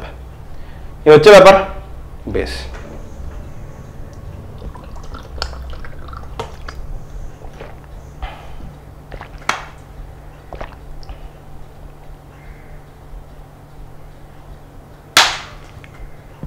বেশ, এবার চল, এই কাজ হয়ে গেল। এবার আমরা ইলেকট্রন প্লেস করতে শুরু করি। ইলেকট্রন প্লেস করতে গেলে আমি দুটো টেবিল দেখিয়ে দিচ্ছি, ওই দুটো টেবিল মুখস্থ করবি, তাহলেই কাজ হয়ে যাবে। এবার মেন কাজ, পরীক্ষাতে যেটা করতে হবে, এসব বুঝে নিলি ভালো কথা। আর একটা যেগুলো বলেছিলাম আলাদা আলাদা অ্যাক্সিসেও যদি আসে, একটা পি ওয়াই অ্যাক্সিস বরাবর আসছে, একটা পি এক্স অ্যাক্সিস বরাবর আসছে, কি হবে, মাঝ বরাবর বেরিয়ে চলে যাবে, ওভারল্যাপই হবে না। সো সেটাও একটা জিনিস, ওই টাইপের গুলো জিরো ওভারল্যাপ। আচ্ছা দেখ, এই দুটো টেবিলকে ভালো করে দেখতে হবে। এইটা দেখ ভালো করে, বাঁ দিকেরটা, এই দিকেরটা, বাঁ দিকেরটা যদি ভালো করে দেখিস নিচে একটা কথা লেখা আছে, বাঁ দিকেরটা যদি দেখিস নিচে একটা কথা লেখা আছে যে Li2 Be2 B2 N2, এবং এদের আয়নগুলির পারমাণবিক কক্ষকে শক্তিমাত্রা কম। তাহলে নাইট্রোজেন অবধি, হাইড্রোজেন থেকে শুরু করে নাইট্রোজেন অবধি আমরা এই ট্রেন্ডটা মেনটেন করব। কি বললাম, হাইড্রোজেন থেকে শুরু করে নাইট্রোজেন অবধি আমরা এটা ইউজ করব। এর পরে যেটা থাকবে সেটা এই দিকে যেটা লেখা রয়েছে অক্সিজেন টু নিয়ন, তার মানে নাইট্রোজেনের পর অক্সিজেন, তাহলে অক্সিজেন থেকে নিয়ন অবধি ওই ডান দিকেটা ইউজ করব, আর হাইড্রোজেন থেকে নাইট্রোজেন অবধি এই বাঁ দিকেটা ইউজ করব। দুটোকে পাশাপাশি আলোচনা করলে আমরা বুঝতে পারবো কোনটার পর কোন এনার্জি লেভেলটা। তাহলে ভালো করে মনে রাখ, প্রথমে সিগমা 1s, তারপরে সিগমা 1s স্টার, এটা নিটের আগের বছরের কোশ্চেন। তাহলে সিগমা 1s স্টার হয়ে গেল, তাহলে সিগমা 1s আগে ইলেকট্রন ফিল আপ হবে, তারপর সিগমা 1s স্টারে ফিল আপ হবে, তারপর sigma 2s star, sigma 2s আগে ইলেকট্রন ফিল আপ হবে, তারপরে সিগমা 2s স্টারে ফিল আপ হবে। দেন পি এর তিনটা অরবিটাল অ্যাটমিক অরবিটাল লেভেলে তারা সেম এনার্জি লেভেলে ছিল। এবার জেড অ্যাক্সিসটাকে আমরা মলিকুলার অ্যাক্সিস ধরছি বলে প্রথমে পি জেড অরবিটালের মধ্যে সিগমা হবে, পিএক্স আর পিওয়াই পাই বন্ড তৈরি করবে। তাহলে দেখ নাইট্রোজেন অবধি আগে পাই তৈরি হবে, তারপরে সিগমা। তাহলে নাইট্রোজেন অবধি সিগমা 2px পাই 2px পাই 2py আগে তৈরি হয়েছে, এবং পাই 2px এবং পাই 2py এর এনার্জিটা সেম লেভেলে। তাহলে এখানে উইন্ডের প্রিন্সিপাল মেইনটেইন হবে, আগে পাই 2px সিঙ্গলি ফিল্ড হবে, তারপরে পাই 2py সিঙ্গলি ফিল্ড হবে, দেন তারা ডাব্লিউ হবে। এই হচ্ছে ব্যাপার, মানে পাই 2px টাকে ডাবল করে দিলি, তারপরে পাই 2py টাকে ডাবল করলি, তাহলে উইন্ডের প্রিন্সিপাল মেইনটেইন করলি না। উইন্ডের প্রিন্সিপাল মেইনটেইন করতে হবে। তাহলে নাইট্রোজেন অবধি এইটুকুই ভেরিয়েশনটা এইখানটাতেই। নাইট্রোজেন অবধি আগে পাই তৈরি হবে, তারপরে সিগমা 2pz, দেন পাই স্টার 2px পাই স্টার 2py সিগমা স্টার, তাহলে অ্যান্টিবন্ডিং গুলো তো তৈরি হবে। তফাৎটা শুধুমাত্র এই জায়গাতেই তফাৎটা, বাকি আর কোথাও কোনো তফাৎ নেই, তফাৎটা শুধুমাত্র এই জায়গাটাই। তুই যদি অক্সিজেন থেকে যেটা হবে তুই যদি সেটার দিকে তাকাস, দেখ আগে 1s তারপর 1s star, 2 sigma 2s star. তফাৎটা যেটা বললাম এই যে এইটাই যে জায়গাটা গোল করে ঘিরেছি, এখানেও শুধুমাত্র সেই জায়গাটাই তফাৎ, এখানেও শুধুমাত্র তুই সেই জায়গাটাতেই তফাৎ পাবি। তাহলে এখানে কি হয়েছে, অক্সিজেন থেকে নিয়ন অবধি আগে সিগমা 2pz তারপরে পাই, পাই টু পি এক্স পাই টু পি ওয়াই। অ্যান্টিবন্ডিংটা যেমন আছে, অ্যান্টিবন্ডিংটা একই আছে, তাহলে তফাৎ শুধুমাত্র এইটুকু জায়গায়। তাহলে আমরা একবার মুখস্থর মতো করে আমরা একটু লেখার চেষ্টা করি, তাহলে কি কি বুঝলাম, এরপরে তো আমরা পরপর মলিকিউল ধরে করব, বাকি তো মেন কাজ হয়ে গেছে, বাকি আধ ঘন্টার মধ্যে সব কাজ হয়ে যাবে, আধ ঘন্টাও হয়তো লাগবে না। তাহলে কি বুঝলাম, নাইট্রোজেন অবধি, তাহলে আমি N2 লিখলাম, ঠিক আছে। তাহলে হাইড্রোজেন থেকে নাইট্রোজেন অবধি আমার ফিল আপটা কিরকম হবে, সিগমা 1s এর পর সিগমা 1s স্টার, তারপরে সিগমা 2s, তারপরে সিগমা 2s স্টার, এবার কি আসবে, এরপরে পাই আসবে, তাহলে pi two p x equal to pi two p y লিখবো। এদের পরে কার energy, sigma two p z হলো, নিচের লিখি, নিচে এবার কি আসবে, তারপরে পাই টু পি এক্স নয়, pi star two p x equal to pi star two p y, এবং লাস্টে sigma star two p z. এটা হচ্ছে নাইট্রোজেন অবধি, এইভাবে আমরা এই জিনিসটাকে ফিল আপ করবো। আর অক্সিজেন থেকে বাকি, তাহলে আমি শুধু O2 লিখলাম, ঠিক আছে। তাহলে নাইট্রোজেন অবধি এটা চলবে, আর অক্সিজেন থেকে বাকিদের জন্য নিচে যেটা লিখবে সেটা, বাকি সবই একই, sigma 1s, sigma star 1s, sigma 2s, sigma star 2s, তারপরে ভেরিয়েশনটা এখানে sigma 2pz, then pi two p x equal to pi two p y, and শেষে গিয়ে কি আসবে, বাকি তো পাই স্টারের ভেরিয়েশনটা একই, মানে অ্যান্টিবন্ডিং এর ভেরিয়েশনটা একই।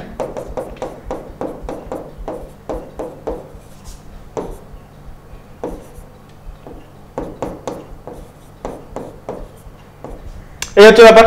তাহলে আশা করি দেখতে পাচ্ছিস, তো নাইট্রোজেনের সাথে ওখানে ভেরিয়েশনটা কোথায় সেই জায়গাটা মার্ক করে দিই তারা। তফাৎটা শুধুমাত্র কোথায় হয়েছে, তফাৎটা শুধুমাত্র এই জায়গাটাই হয়েছে, এই জায়গাটাই শুধুমাত্র তফাৎ, যে জায়গাটা ঘিরলাম। তাহলে নাইট্রোজেন অবধি আগে পাই তৈরি হবে, তারপরে সিগমা, আর অক্সিজেন থেকে আগে সিগমা তারপরে পাই। আশা করি বুঝতে পারলি। দেখ এখানে আমি ঘিরে দিয়েছি, নাইট্রোজেন অবধি আগে পাই তারপরে সিগমা, আর অক্সিজেন থেকে, অক্সিজেনের ক্ষেত্রে বা অক্সিজেন বা তার পরের ক্ষেত্রে আগে সিগমা তারপরে পাই, এইভাবে ইলেকট্রন ফিল আপ হতে হতে যাবে। এবার বইয়ে পরপর সবগুলোই করানো আছে, আমি সবগুলো তো এখন ধরে করাবো না, বইয়ে দেখে নিবি। আমি ইম্পর্টেন্ট কিছু মলিকিউল করাচ্ছি। হাইড্রোজেনটা আমাদের বোঝার জন্য লাগবে, তাই শুরুতেই হাইড্রোজেন করিয়েছি। হাইড্রোজেন করানোর পর আমি আরেকটা মলিকিউলের জন্য করব, সেটা হচ্ছে হিলিয়াম, He2 লিখছি, ঠিক আছে। তুই বলি স্যার He2 তো আমি কোনোদিন দেখিনি, দেখি He2 কেন দেখিনি, এটা পরীক্ষার হট কোশ্চেন, যে হিলিয়াম 2 আমরা কেন দেখতে পারবো। তুই বলি হিলিয়াম তো নিজেই নোবেল গ্যাস, সবাই তো নোবেল গ্যাস কনফিগারেশন করতে চায়, হিলিয়াম অ্যাটমে তো noble gas configuration already achieved, ও তো রিঅ্যাকশন করতে চাইবে না, এটা তো আমরা বন্ডিং দিয়ে পড়েছি, অবশ্যই পড়েছি। তোকে যদি বলে মলিকুলার অরবিটাল থিওরি দিয়ে বোঝাও কেন He2 মলিকিউলের কোনো এক্সিস্টেন্স নেই বা অস্তিত্ব নেই, কি করে করবি। তাহলে হিলিয়ামের ইলেকট্রনিক কনফিগারেশন হচ্ছে 1s2, রাইট। আমি আর বক্স করছি না, আমি এইভাবে লিখছি, এটা একটা হিলিয়ামের 1s, এটা একটা হিলিয়ামের 1s। আচ্ছা, এই 1s এ দুটো ইলেকট্রন, এই 1s এ দুটো electron, dot dot dot dot dot dot, এটা হচ্ছে sigma 1s, dot dot dot করে উপরে sigma star 1s, dot dot. তো এরকম একটা এনার্জি লেভেল তৈরি হলো। তাহলে দুটো ইলেকট্রন আছে, এক একটা অ্যাটমিক মলিকুলার অরবিটালে তো দুটো ইলেকট্রনই ধরতে পারে না, টোটাল 4টে ইলেকট্রন ধরবে, তো এখানে দুটো, তাহলে এখানে দুটো, তাহলে বাকি দুটো কোথায় গিয়ে প্লেস হবে, উপরে গিয়ে প্লেস হবে, এইভাবে প্লেস হবে।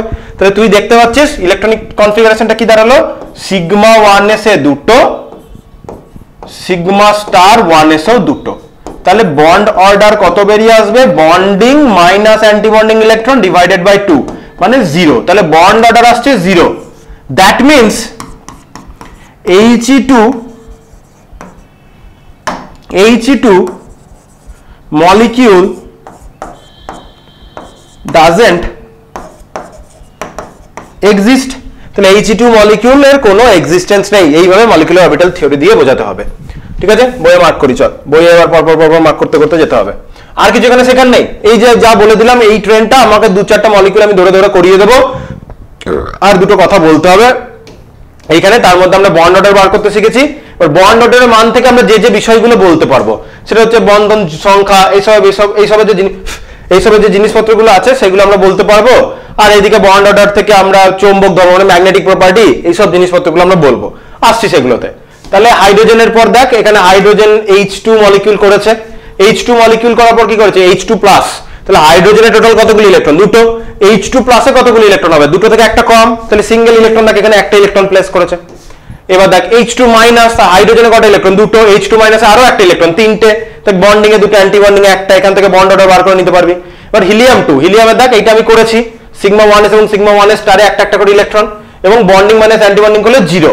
তাহলে পরীক্ষার জন্য এই কোশ্চেনটা পড়তে হবে, পরীক্ষার জন্য তোকে এই কোশ্চেনটা পড়তে হবে যে He2 অণুর বাস্তব অস্তিত্ব নেই, অর্থাৎ হিলিয়াম অণু এক পরমাণু, মলিকুলার অরবিটাল থিওরি দিয়ে দেখাও।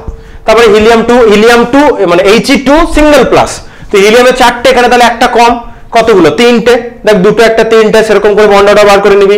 লিথিয়াম 2 বন্ড অর্ডার বার করে নিবি, B2 বন্ড অর্ডার বার করে নিবি। এবার আমি আরেকটা যেটা করব, B2 এই যে এটা C2, ঠিক আছে? C2 মলিকিউলের আমরা জন্য করব। C2 মলিকিউলের কি দেখ ভালো করে দেখ, কার্বনের যে কে কে লিখেছে না, কে কে বিষয়টা বোঝায়, দাঁড়া এটা তো কে কে কথাটা আমি বলিনি। কে কে কথাটা হচ্ছে এই যে 1s, সিগমা 1s আর সিগমা 1s2, এই টোটালটাকে না, এই টোটালটা, এর থেকে তো বেশি ইলেকট্রন আমরা এবার প্লেস করব। যেই সিগমা 1s আর সিগমা 1s স্টার পেরিয়ে যখন সিগমা 2s চলে আসবে, এই টোটালটাকে এক কথাতে লিখে দেয় কে কে।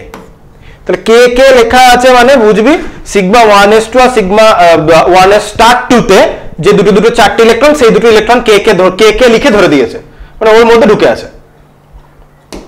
তাহলে যেমন এখানে কে কে লিখেছে, তারপর এটা লিখেছে, তাহলে তুই যদি C2 মলিকিউল ধরিস, 6টা 12টা ইলেকট্রন, তো 6টা 12টা ইলেকট্রনের মধ্যে এখানে কতগুলো ইলেকট্রনকে লিখেছে দেখ তো, 2 2 2 এ 4 2 এ 6 2 এ 10, তো 6টা 12টা ইলেকট্রন ছিল, 10টা, তাহলে কতগুলো লিখেছে? 10টা কেন বলছি? 2 2 এ 4 2 এ 6 2 8টা, 10 কেন বলছি? 8টা। তাহলে আর 4টে ইলেকট্রন কোথায়? এই যে কে কে লেখা আছে, কে কে মানে কি সিগমা 1s এ দুটো, সিগমা 1s স্টারে দুটো, তাহলে ওখানে দুটো 4টে ইলেকট্রন ঢুকে আছে, এইভাবে লিখেছে। যাই হোক, কার্বনেরটা টোটাল তুই যদি প্লেস করিস, কার্বনের এখানে কি দেখা যাবে? C2 অণুর বন্ড অর্ডার হচ্ছে 2, এটা হচ্ছে ব্যাপার। তাহলে বন্ড অর্ডারের মান ধনাত্মক থেকে বোঝা যায় C2 অণুর বাস্তব অস্তিত্ব আছে। C2 বলেও কিন্তু অণুর বাস্তব অস্তিত্ব আছে, এটা কিন্তু ভালো করে বুঝতে হবে। ইলেকট্রন বিন্যাস থেকে দেখা যাবে C2 অণুতে কোনো অযুগ্ম ইলেকট্রন নেই, সুতরাং C2 অণু তিরস্চুম্বকীয়। এবার নাইট্রোজেনেরটা করি, এবার এই তিরস্চুম্বকীয়, প্যারাম্যাগনেটিক আর ডায়াম্যাগনেটিক, বাংলায় তিরস্চুম্বকীয় আর কি বাংলায় বলে আমি এবার দেখি, দাঁড়া। এটা প্যারা আর একটা ডায়া।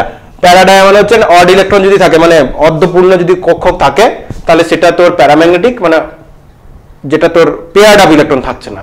তাহলে ডায়াম্যাগনেটিকের বাংলা তিরস্চুম্বকীয়, প্যারাম্যাগনেটিকের বাংলা হচ্ছে পরাচুম্বকীয়, ঠিক আছে? তাহলে এইটাও আমরা কোথা থেকে বার করবো সেখান থেকে দেখি। তাহলে নাইট্রোজেনটা করি, ঠিক আছে? এবং এটাকে কেন তিরস্চুম্বকীয় বলেছে, প্যারাম্যাগনেটিক নয়, ডায়াম্যাগনেটিক কেন বলেছে সেটাও আমরা বুঝবো, এবং এটাকে আমরা ডায়াম্যাগনেটিক C2ই বলি, এবং এই C2 এর একটা পার্টিকুলার প্রপার্টি আছে। তাহলে আগে C2টা করি, তারপরে আমরা N2টা করব, তারপরে নাইট্রোজেনের 2-4টে স্পিসিস আছে সেটাও নিয়ে আলোচনা করব, এবং অক্সিজেন নিয়ে আলোচনা করব, তাহলেই আমাদের ক্লাস হয়ে গেছে, আর বেশি টাইমই লাগবে না, হয়ে যাচ্ছে। এবার জাস্ট কতগুলো মলিকিউলকে ধরে ধরে আলোচনা করা এবং তাদের মধ্যে দেখানো থাক এখানে এই ঘটনাটা ঘটছে, একটু ভালো করে পড়িস, এটাই আমার জাস্ট বলার। তাহলে কার্বনের হচ্ছে 1s2 2s2 2p2, রাইট? তাহলে আমি যদি প্লেস করি, তাহলে প্লেস করলে আমি ছোট ছোট করে লিখছি, ঠিক আছে? 1s আর 1s, তাহলে 1s আর 1s থেকে এখানে সিগমা আর এখানে অ্যান্টিবন্ডিংটা, তাহলে এটা হচ্ছে 1s, এটা হচ্ছে 1s থেকে সিগমা 1s থেকে সিগমা স্টার 1s। তাহলে এখানে দুটো ইলেকট্রন, এখানে দুটো ইলেকট্রন প্লেস করবো, তার আগে সব লিখে নিই। এখানে 2s থেকে এই অ্যান্টিবন্ডিংটা তৈরি হলো, 2s থেকে এই অ্যান্টিবন্ডিং, তাহলে সিগমা 2s, এই দুটো 2s, এখান থেকে sigma star 2s, sigma 2s এ দুটো ইলেকট্রন। পি এর জায়গাটা যদি ভাবি, এটাকে একটু জুম আউট করতে হবে, কিছু করার নেই, জায়গা একটু বেশি লেগেছে, জুম আউট না করে সাইডে লিখি, দাঁড়া একটু টাইম দে, জায়গাটার একটু অভাব হয়ে যায় এইগুলো করতে, একটু লেন্দি হয়ে যায়, তো উপরের দিকে চলতে থাকে, তো এরকম হলো। এবার দেখ, এবারে কি আসবে? পি আসবে না, পি এর 3টে লেভেল, দেখ পি এর 3টে লেভেল, এই পি এরও 3টে লেভেল।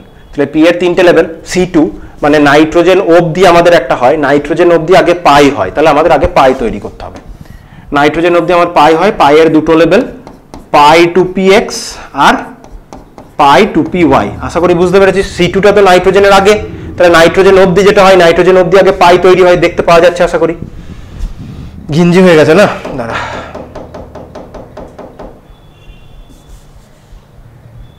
একটু ক্লিয়ার করে লিখি, দাঁড়া একটু উপরে তুলে লিখি, জায়গা আছে তো।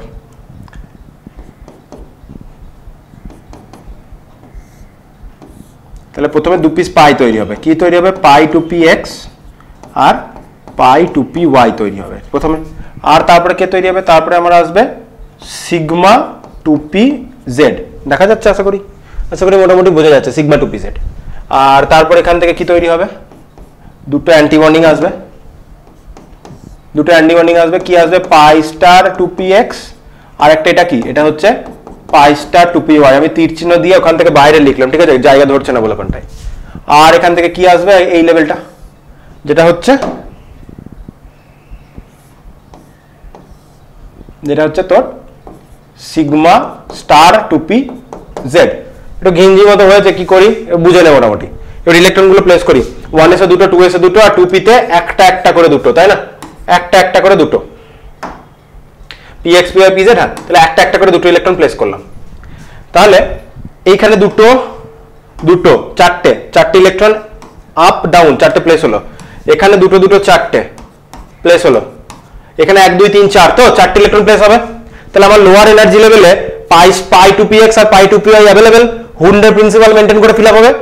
একটা দুটো প্লেস হলো, পাই 2px এ একটা, পাই 2py এ একটা, এবার আরো দুটো আছে, এইভাবে ফিল আপ হলো। এইটা হচ্ছে কার্বনের ক্ষেত্রে যদি ইলেকট্রনিক কনফিগারেশন বলি, কার্বনের ইলেকট্রনিক কনফিগারেশনটা এরকম টাইপের। এবার এটাকে যদি লিখলে আরো ভালো করে বুঝতে পারবি। তাহলে C2 এর জন্য প্রথমে পাচ্ছি সিগমা 1s এ দুটো ইলেকট্রন, তারপরে কি পেয়েছি সিগমা স্টার 1s এ দুটো ইলেকট্রন, রাইট হলো, এই জায়গাটা প্লেস হলো। তারপরে কি সিগমা 2s এ দুটো ইলেকট্রন, তারপর সিগমা স্টার 2s এ দুটো ইলেকট্রন, এত দূর হলো। তারপর আমি পেলাম পাই 2px equal to pi 2py। তাহলে দেখ 12টার মধ্যে 2 2 4 আর 2 6 দিয়ে 8, 11 12 হুন্ডের প্রিন্সিপাল। প্রথমে সিঙ্গলি ফিল আপ হলো, আপ স্পিনে দুটো, দেন ডাউন স্পিনে দুটো, একটা করে। তাহলে এই একটা হয়ে গেল 2, এই একটা হয়ে গেল 2। আশা করি বুঝতে পেরেছিস। প্রথমে আপ স্পিনে দুটো, তারপরে ডাউন স্পিনে দুটো, তাহলে দুটো। এইটা হচ্ছে কনফিগারেশন। বইয়ে কি করেছে, এই যে জায়গাটা দেখতে পাচ্ছিস এই জায়গাটাকে লিখে দিয়েছে কে কে। তাহলে এখানে দুটো চারটে ইলেকট্রন করে ধরছে না। এবার আমি যদি বন্ড অর্ডার বার করি, দেখ একই আসবে। তুই কে করে দিয়ে তুই যদি টোটালটাকে ধরিস বা না ধরিস, বন্ড অর্ডার একই আসবে, কারণ এই 2 আর এই 2 একে অপরকে ক্যান্সেল আউট করে দিচ্ছে। তাই এই দুটো চারটাকে ধরা বা না ধরা একই ব্যাপার। তাহলে কে করে দিলাম, এটা বাদ। তাহলে এই ইলেকট্রন গুলো যদি দেখিস, বন্ডিং এ 2 2 4 আর 2 6টা বন্ডিং এ, অ্যান্টি বন্ডিং এ দুটো, ডিভাইডেড বাই 2, তাহলে 4 ডিভাইডেড বাই 2 আসবে। আবার তুই যদি সবগুলোকে ধরিস, তাহলে দেখ দুটো চারটে 6টা 8টা বন্ডিং এ, 8টা বন্ডিং এ মাইনাস 2 আর 2 4টে অ্যান্টি বন্ডিং এ, ডিভাইডেড বাই 2। তাহলে সেক্ষেত্রেও তোর কিন্তু বন্ড অর্ডার 2ই আসবে। তাহলে তুই ওই কে লিখে ওই দুটো চারটে ইলেকট্রনকে ধরলেও তোর 2 আসবে, ওই দুটোকে ধরলেও তোর 2 আসবে, না ধরলেও তোর 2 আসবে, কোনো ব্যাপার নাই। এবার দেখ এখানে কি কোনো আনপেয়ার্ড ইলেকট্রন আছে? তুই বলিস না যে আনপেয়ার্ড ইলেকট্রন স্যার, আমি তো অ্যাটমিক অরবিটালকে নিচ্ছি না। Atomic orbital electron paired up কি আনপেয়ার্ড, আমি তো সেটা নিয়ে ভাবছি না। আমি কি নিয়ে ভাবছি? আমি ভাবছি মলিকিউলার অরবিটালে কি কোনো আনপেয়ার্ড আছে, একটু ভালো করে দেখ তো। মলিকিউলার অরবিটালে কি এরকম কেউ আছে যেখানে ইলেকট্রন আনপেয়ার্ড? আমি তো দেখতে পাচ্ছি না। পেয়ার্ড আপ, এই পাই দুটোতেও পেয়ার্ড আপ, তাহলে এখানে কোনো আনপেয়ার্ড ইলেকট্রন নেই। তাহলে আনপেয়ার্ড ইলেকট্রন যদি না থাকে, তাহলে আমি এটাকে কি বলবো? তাহলে এই টাইপের মলিকিউলকে আমি বলবো ডায়াম্যাগনেটিক।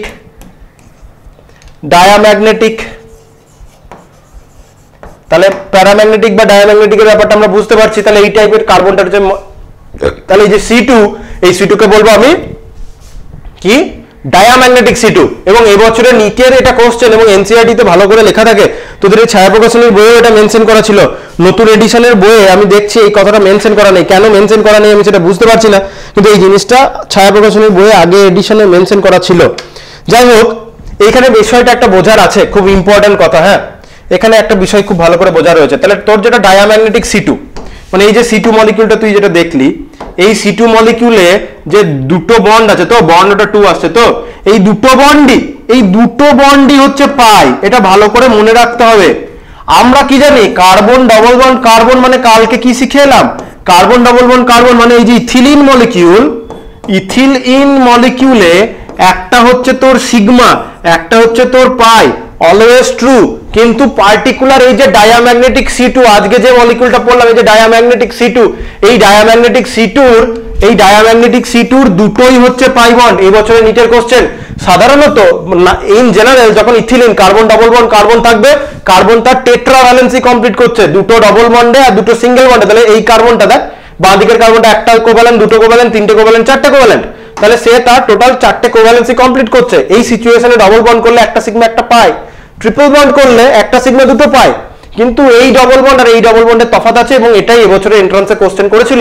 তাহলে ডায়াম্যাগনেটিক C2 যেটা, সেই ডায়াম্যাগনেটিক C2 তে যে দুটো বন্ড রয়েছে সেই দুটো বন্ডই পাই বন্ড। দেখ না, ভ্যালেন্সিয়াল ইলেকট্রন দুটো পায়ে ঢুকেছে, তাহলে সেই দুটো বন্ডই হচ্ছে পাই বন্ড। কিন্তু এমনিতে সি ডবল বন্ড সি মানে আমরা জানবো একটা সিগমা একটা পাই, তাহলে এই দুটো জিনিস যেন না ভুলায়। তাহলে ডায়াম্যাগনেটিক C2 তে দুটো বন্ড মানে দুটোই পাই, কিন্তু এমনিতে কার্বন ডবল বন্ড কার্বন মানে একটা সিগমা একটা পাই। এটা এখানকার ইম্পর্টেন্ট ছিল, ঠিক আছে। আবার এখানে ইম্পর্টেন্ট জিনিস বলা শেষ। নাইট্রোজেনের তিনটে স্পিসিস নিয়ে আমরা একটু আলোচনা করি, এবং সেটা প্যারাম্যাগনেটিক না ডায়াম্যাগনেটিক নিয়ে একটু আলোচনা করি। তাহলে নাইট্রোজেন কে কে লিখে দুটো দুটো চারটে ইলেকট্রন আমি বাদ দিয়ে দিতে পারি, কিন্তু যেহেতু তোরাও প্রথমবারের জন্য করছিস সমস্তটাই লিখছে, এবার মুখস্থটা মানে প্র্যাকটিস করতে করতে টোটাল ট্রেনটা মুখস্থ হয়ে যাবে। তাহলে নাইট্রোজেনের 7টা, দুটো নাইট্রোজেনের টোটাল 14টা ইলেকট্রনকে প্লেস করব। সিগমা 1s এ দুটো, সিগমা স্টার 1s এ দুটো, সিগমা 2s এ দুটো, সিগমা স্টার 2s এ দুটো। তাহলে 2 2 4 আর 2 6, 2 8টা ইলেকট্রন প্লেস হলো। এবার পাই আসবে, pi two px equal to pi two py, একটা একটা করে হলো। তাহলে 8 আর 2 10, আবার একটা 2 2, তাহলে কতগুলো হলো? 2 2 4 আর 2 6 দিয়ে 8 10 12। সিগমা 2pz এ দুটো, এই হচ্ছে ব্যাপার। তাহলে দেখ কোথাও কোনো আনপেয়ার্ড ইলেকট্রন নেই, প্রতিটা অরবিটালে দুটো দুটো দুটো দুটো করে ইলেকট্রন। সো এটা একটা diamagnetic species. N2 is a diamagnetic species. তাহলে N2 এর বন্ড অর্ডার আমরা জানি, নাইট্রোজেনের সাথে নাইট্রোজেন তিনটে বন্ড থাকে। দেখি তো 3 আসে নাকি? 2 2 4 আর 2 6 আর 2 8 আর 2 10টা বন্ডিং এ, মাইনাস 2 আর 2 4টে অ্যান্টি বন্ডিং এ। তাহলে 6 ডিভাইডেড বাই 2, দেখ বন্ড অর্ডার 3 আসে। দ্যাট মিন্স নাইট্রোজেনের সাথে নাইট্রোজেনের ট্রিপল বন্ড আছে বলতে চাইলো, ঠিক আছে। এবার আমরা কিছু নাইট্রোজেনের স্পিসিস নিয়ে আলোচনা করব। N2 single minus, single plus, 2 minus, এরকম করে আমরা স্পিসিস নিয়ে আলোচনা করব। তাহলে এখানে তোর বইয়ে কে কে করে দিয়েছে, তো সেভাবেও তুই করতে পারিস, দুটো দুটো চারটে ইলেকট্রন বাদ দিয়ে দিবি। এটা টোটাল ইলেকট্রনটা প্লেস করেছে, তার সিগমা 2s থেকে নিয়েছে। কে কে মানে 1s, সিগমা 1s আর সিগমা স্টার 1s টাকে বাদ দিয়ে দিল। এবার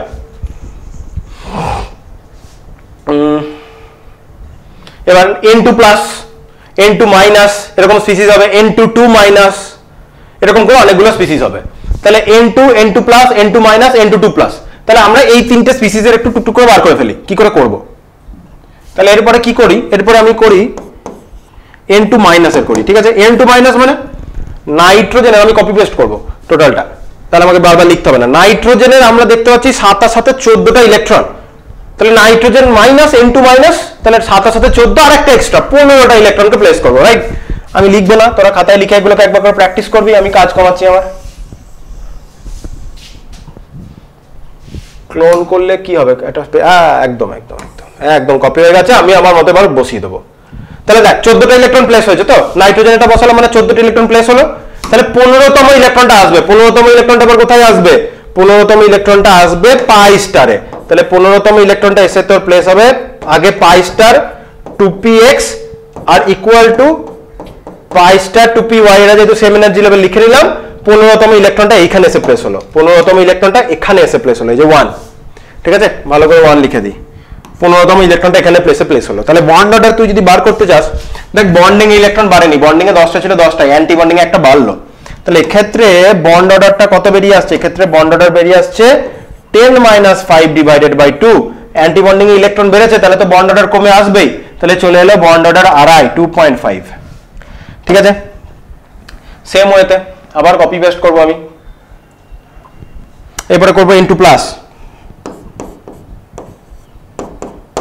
একটা কম বরঞ্চ। তাহলে N2 প্লাস এতটা কপি করলে আমার হয়ে যাবে। তাহলে এবার দেখ আবার বন্ডিং থেকে ইলেকট্রন কমবে। ক্লোন হয়ে গেল, বসিয়ে দিলাম, তাড়াতাড়ি কাজ হয়ে গেল, গল্প শেষ। তাহলে এটা আবার সেই নাইট্রোজেনেরটা কপি করলাম 14টা, কিন্তু এখানে একটা কম 13টা। তাহলে 13টা বললে এখানে কি হবে? 13টা মানে এই যে সিগমা 2pz এ দুটো ছিল, সেটা এখন কমে কটা হয়ে যাবে? সিগমা 2pz এ দুটো ছিল, সেটা কমে এখন একটা। তাহলে বন্ডিং থেকে একটা কমলো। তাহলে এখন বন্ড অর্ডার কত হবে? অ্যান্টি বন্ডিং এ কিছু অ্যাড হয়নি, অ্যান্টি বন্ডিং থেকে কিছু বেরোয়নি, বন্ডিং এ বরঞ্চ একটা কমে গেল। তাহলে এক্ষেত্রে বন্ড অর্ডার বেরিয়ে আসবে 9 - 4 ডিভাইডেড বাই 2, তাহলেও সেই 2.5।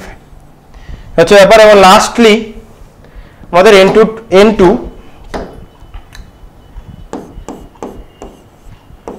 2 মাইনাস N2 2 মাইনাস, আগে N2 প্লাসটা করে নিলে বেটার হতো, আমার কপি করতে সুবিধা হতো। যাই হোক, তাহলে N2 2 মাইনাসটা একটু কপি করে নি, তার 2 মাইনাসটা কপি মানে N2 মাইনাসটা কপি করি, কারণ পাইটা লাগবে, তো পাইটা লাগবে মানে পাই স্টারটা লাগবে, সরি।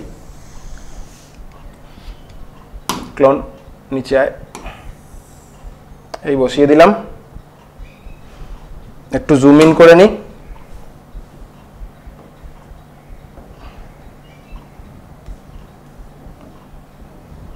ঠিক আছে, মোটামুটি দেখতে পাওয়া যাবে। এই একটা মুছে নিয়ে জায়গাটা দ্বারা পাই স্টার, তাহলে এত দূর অব্দি 14টা, এত দূর অব্দি 14 রাইট দিলাম, দুটো বেশি 14 2 16টা, 17 18 এই 17 18 মধ্যে 14টা আছে, এই 15 এই 16 সিঙ্গলি ফিল করে ফিল আপ হবে। আচ্ছা উপরেরটাও দেখ, এখানে একটা সিঙ্গেল ইলেকট্রন, তাহলে এটা প্যারা, এর আগেরটাতেও সিঙ্গেল ইলেকট্রন ছিল অ্যান্টি বন্ডিং এ, তাহলে আগেরটাও প্যারা, এটাও প্যারা, কারণ সিঙ্গেল ইলেকট্রন আছে। বন্ড অর্ডার বার করলে কি আসবে, এখানে বন্ড অর্ডার আসবে তোর অ্যান্টি বন্ডিং, এত দূর অব্দি বন্ডিং এ কিছুই বাড়েনি, তাহলে বন্ডিং এ সেই 10টাই, অ্যান্টি বন্ডিং এ 2 আর 2 এ 4 ছিল, 2 আর 2 এ 4 5 6টা ডিভাইডেড বাই 2, তাহলে এখানে বন্ড অর্ডার চলে এলো 2, তাহলে বন্ড অর্ডার কিন্তু কমে কমে এলো। তাহলে একটু বইয়ে আমরা দেখি টোটাল বিষয়টা, এবং বন্ড অর্ডারের সাথে বাকি যে প্রপার্টিগুলো আমরা এক্ষুনি আলোচনা করে নেব। তাহলে আমরা কি দেখতে পেলাম, নাইট্রোজেনে ভালো করে এই জায়গাটা দেখলেই হবে, নাইট্রোজেনে বন্ড অর্ডার 3, নাইট্রোজেন প্লাসেও 2.5, নাইট্রোজেন মাইনাসেও 2.5, আর নাইট্রোজেন 2 মাইনাসে বন্ড অর্ডার আসছে 2, ঠিক আছে। তাহলে এটাই আমরা এতক্ষণ ধরে করলাম। তাহলে তুই যদি এবার বন্ড অর্ডারের সাথে স্থায়িত্ব, বন্ধন দৈর্ঘ্য, বন্ধন, এই যে তিনটের আলোচনা করতে হবে। স্থায়িত্ব মানে তার বন্ডে এনার্জি কতটা, বন্ধন দৈর্ঘ্য কতটা, আর বন্ধন বিভাজন শক্তি, বন্ধনটাকে ব্রেক করতে, বন্ডটাকে ব্রেক করতে কতটা বেশি এনার্জি লাগবে, সেটা সেই বিষয়ে আলোচনা করব। একবার তাও ইলেকট্রনিক বিন্যাসটা একবার দেখে নি। এখানে দেখ অ্যান্টি বন্ডিং এ দেখেছিস একটা একটা করে ইলেকট্রন দেখেছে 2 মাইনাসে, যেটা সিঙ্গেল মাইনাস সেটা এই পাই স্টার 2px এ একটা ইলেকট্রন, আর যেটা প্লাস সেটা সিগমা 2pz এ একটা ইলেকট্রন। তাহলে ওই কনফিগারেশন যেটা লিখেছি সেটার সাথে দেখতে পেয়ে যাবি। এবার কিছু কথা বলি, এই বন্ড অর্ডারের ভ্যালুগুলো থেকে আমরা এই 3 টাইপের জিনিসকে নিয়ে আলোচনা করব, ঠিক আছে। তাহলে বন্ড অর্ডার মানে হচ্ছে নাম্বার অফ বন্ডস, রাইট। আমি ওই পেজটায় চলে যাই যেখানে বন্ড অর্ডার নিয়ে বলেছিলাম, 2 নম্বর পেজে। তাহলে বন্ড অর্ডার মানে হচ্ছে দুটো অ্যাটমের মধ্যে নাম্বার অফ বন্ডকে আমরা বলবো বন্ড অর্ডার। তাহলে দুটো অ্যাটমের মধ্যে যদি একটা বন্ড থাকে, তার বদলে যদি দুটো বন্ড আসে, নিশ্চয়ই বন্ডটা স্ট্রঙ্গার হচ্ছে। 3টে বন্ড এলে কি হবে, বন্ডটা আরো বেশি স্ট্রঙ্গার হচ্ছে। তাহলে আমি যদি স্টেবিলিটি বলি, তাহলে বন্ড অর্ডারের সাথে কি কি সম্পর্ক, প্রথম, তাহলে bond order is directly proportional to stability, স্থায়িত্ব। যত বেশি বন্ড অর্ডার,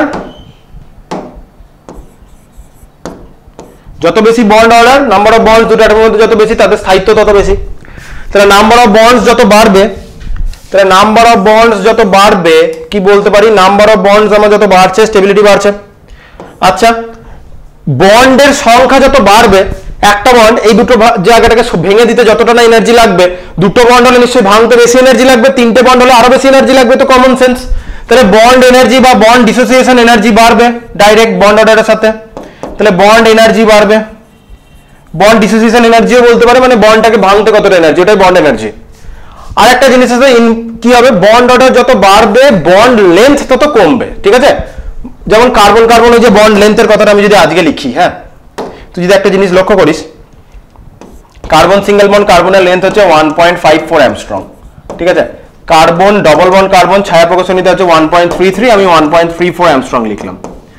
আর কার্বন ট্রিপল বন্ড কার্বন যদি বলি, বন্ড লেন্থ হচ্ছে 1.20 অ্যামস্ট্রং। তাহলে যেটা হয়, নাম্বার অফ বন্ড যত বাড়ছে, তাহলে দেখ এটা হচ্ছে বন্ড অর্ডার 1, এটা বন্ড অর্ডার 1, এটা বন্ড অর্ডার 2, এটা হচ্ছে বন্ড অর্ডার 3। তাহলে নাম্বার অফ বন্ডস যত বাড়ছে, দ্যাট মিন্স বন্ড অর্ডার যত বাড়ছে বন্ড লেন্থ তত কমে আসবে। দ্যাট মিন্স স্বাভাবিক না, নাম্বার অফ বন্ডস বাড়ছে মানে ওভারল্যাপ বাড়ছে, ওভারল্যাপ যত বাড়বে তত তো নিউক্লিয়াস দুটো একে অপরের কাছাকাছি আসতে চাইছে, তাহলে বন্ড লেন্থ তো কমবে। তাহলে বন্ড অর্ডার হচ্ছে উল্টো বন্ড লেন্থ, বন্ড অর্ডার যত বাড়বে বন্ড লেন্থ তত কমবে। এই হচ্ছে ব্যাপার, এই তিনটে জিনিস। তাহলে আমি আবার ওই নাইট্রোজেনের স্পিসিসটার দিকে চলে যাই। তাহলে নাইট্রোজেনেরটা তুই যদি দেখিস, সব থেকে বেশি বন্ড অর্ডার হচ্ছে 3, 2.5, আর এটা। তাহলে এদের যদি স্থায়িত্বর ক্রম দেখিস, স্থায়িত্বর ক্রমটা দেখ, তুই একটা জিনিস বুঝতে পারছিস, যার বন্ড অর্ডার সব থেকে বেশি তার স্থায়িত্ব সব থেকে বেশি হবে, আর যার বন্ড অর্ডার সব থেকে কম মানে 2 তার স্থায়িত্ব সব থেকে কম হবে। এবার প্লাস আর মাইনাসের মধ্যে দুজনেরই তো বন্ড অর্ডার সেম, তাহলে কেন মাইনাস থেকে লোয়ার স্টেবল বলেছে প্লাস থেকে হায়ার স্টেবল বলেছে? কারণ মাইনাসের ক্ষেত্রে ইলেকট্রনটা লাস্ট ইলেকট্রনটা অ্যান্টি বন্ডিং এ ঢুকছে। মাইনাসটার ক্ষেত্রে তুই যদি তাকাস, আমি যে আগের পেজে করলাম, আগের পেজে নয় একদম শেষ পেজে, মাইনাসটার দিকে তুই যদি তাকাস, প্লাস আর মাইনাস, 2 মাইনাস তো সবার শেষে গেছে, তো আর সিঙ্গেলটা সবার উপরে গেছে, মানে কোনো চার্জ যেটা নেই সবার উপরে গেছে। তুই যদি প্লাস আর মাইনাসের দিকে তাকাস, মাইনাসের লাস্ট ইলেকট্রনটা কোথায় ঢুকেছে? মাইনাসের লাস্ট ইলেকট্রনটা ঢুকেছে একটা অ্যান্টি বন্ডিং অরবিটালে, তাহলে এর অ্যান্টি বন্ডিং এ ইলেকট্রন আছে 5টা, আর প্লাসের কি হয়েছে বন্ড থেকে একটা বেরিয়েছে, বন্ড একটা কমেছে কিন্তু অ্যান্টি বন্ডিং এ তো 4টে, তাহলে যার অ্যান্টি বন্ডিং এ বেশি ইলেকট্রন তার স্টেবিলিটি কম হবে, ইভেন তো বন্ড অর্ডারটা সেম আসছে, তাহলে অ্যান্টি বন্ডিং এ বেশি ইলেকট্রন মানে হায়ার এনার্জি অরবিটালে বেশি ইলেকট্রন আছে, তাহলে তার স্টেবিলিটি কমছে, তাহলে অ্যান্টি বন্ডিং এ একটা ইলেকট্রন আছে বেশি তাই 5, এখানে বন্ডিং এ একটা কম কিন্তু অ্যান্টি বন্ডিং এ তো 4টে, অ্যান্টি বন্ডিং এ তো কম রাখতে পেরেছে। সো সেজন্য অ্যান্টি বন্ডিং এ যেহেতু N2 প্লাসের কম, তাই N2 প্লাসের স্টেবিলিটিটা কিন্তু হায়ার, এটা অ্যান্টি বন্ডিং এর এনার্জির উপর। বন্ধন দৈর্ঘ্যর কথা তুই যদি বলিস, বন্ধন দৈর্ঘ্য দেখা যাবে যে যার বন্ড অর্ডার সব থেকে কম, তাহলে বন্ড অর্ডারের সাথে বন্ধন দৈর্ঘ্য উল্টো উল্টো, তাহলে বন্ড অর্ডার যার কম তার সব থেকে বেশি বন্ড লেন্থ, এদের জন্য একই তাই সমান, এটা সব থেকে কম। বন্ধন বিভাজন শক্তি, বন্ড অর্ডার যার বেশি তার সব থেকে বেশি, যাদের একই তারা সমান, যার বন্ড অর্ডার সব থেকে কম তার বন্ধন বিভাজন সব থেকে কম। আর প্যারাম্যাগনেটিক ডায়াম্যাগনেটিকের ফর্মুলা তো লিখিয়ে দিয়েছিলাম আগে, তাও আমি আরেকবার বলে দিচ্ছি। প্যারাম্যাগনেটিক আর ডায়াম্যাগনেটিক তোর কাছে যদি ফর্মুলা জানতে চাই, তাহলে প্যারাম্যাগনেটিক ডায়াম্যাগনেটিক বুঝলি, এবার যদি জানতে চাই ম্যাগনেটিক মোমেন্ট, ম্যাগনেটিক মোমেন্টের ফর্মুলা হচ্ছে N into N+2 Bohr magneton, ঠিক আছে? N হচ্ছে নাম্বার অফ আনপেয়ার্ড ইলেকট্রন, ঠিক আছে? N হচ্ছে নাম্বার অফ আনপেয়ার্ড ইলেকট্রন, যেমন N2 2 মাইনাসে আনপেয়ার্ড ইলেকট্রন দুটো, N2 প্লাসে আনপেয়ার্ড ইলেকট্রন একটা, N2 মাইনাসও আনপেয়ার্ড ইলেকট্রন একটা, আর সিম্পল নাইট্রোজেনে তো কোনো আনপেয়ার্ড ইলেকট্রন নেই। এই কটা জিনিস বন্ড অর্ডার থেকে আমাদের বলতে পারতে হয়। লাস্ট আমরা যে কাজটা করব সেটা হচ্ছে অক্সিজেনেরটা, ঠিক আছে? তাহলে অক্সিজেনের 3টে আয়নকে নিয়ে আমরা আলোচনা করব, O2 নিয়ে আলোচনা করব, O2 plus, O2 single minus, O2 2 minus, এই তিনটেকে নিয়ে আমরা আলোচনা করব, এবং ওগুলোর ওই কম্পারেটিভ আলোচনা, একই জিনিস আলাদা কিছুই নয়, তাহলেই আমাদের কাজ হয়ে যাচ্ছে, মানে মলিকুলার অরবিটাল থিওরি হয়ে যাবে। তাহলে O2, তাহলে O2 তে কি 8টা 16টা ইলেকট্রন, তাহলে আমি ফিল আপ করতে শুরু করি। সিগমা এটাই কপি করব, 2 2 4টে, এটা কেও লিখে দিতে পারতাম, লিখছি না ইচ্ছা করি, প্র্যাকটিস সেশন যেহেতু চলছে, প্রথমবার যেহেতু করছিস একবার প্র্যাকটিস থাকবে। তারপরে আমার কি আসবে, নাইট্রো, এই অক্সিজেন থেকে হিউস রাখতে হবে, আগে সিগমা আসবে, তারপরে যেরকম আমার পাই টু px, পাই টু py ফিল আপ করি। কত হলো, 2 2 4 2 6 2 8 2 10, 11 12 13 14 15 16 আসবে। পাইস্টা টু px একটা, 14টা হয়েছিল, 15 16, একটা একটা করে ইলেকট্রন। তাহলে অক্সিজেন মলিকিউলটা কি, অক্সিজেন মলিকিউল হচ্ছে প্যারাম্যাগনেটিক, বুঝতে পারলি? অক্সিজেন মলিকিউল কিন্তু প্যারাম্যাগনেটিক, হুঁশ রাখতে হবে, অক্সিজেন মলিকিউল প্যারাম্যাগনেটিক, নাইট্রোজেন ছিল না। অক্সিজেনের সাথে ডবল বন্ড থাকে, মানে বন্ড অর্ডার 2 আসার কথা। দেখি বন্ড অর্ডার কত আছে, বন্ড অর্ডার দেখি কত আছে বন্ডিং এ, 2 2 4 আর 2 6 8 10টা বন্ডিং এ। অ্যান্টি বন্ডিং এ দেখি 2 2 4 5 6টা ডিভাইডেড বাই 2, তাহলে বন্ড অর্ডার আসছে 2, তাহলে অক্সিজেনের সাথে অক্সিজেনের ডবল বন্ড আছে, তাহলে অক্সিজেনের সাথে অক্সিজেনের অক্সিজেনের সাথে অক্সিজেনের ডবল বন্ড আছে, বুঝলাম? এবার আমরা 3টে আয়ন করব, 3টে আয়নের মধ্যে কি কি আছে, O2 O2 O2 O2 plus, তাকে আগে O2 প্লাসটা করে ফেলি। O2 প্লাস আমি কপি পেস্ট করব এবার, O2 প্লাস মানে বিষয়টা ভাবি, অক্সিজেনের 16টা, O2 প্লাস মানে একটা কম, মানে 15টা, এই অ্যান্টি বন্ডিং এর একটা ইলেকট্রন কমে যাবে, আর কিছুই না।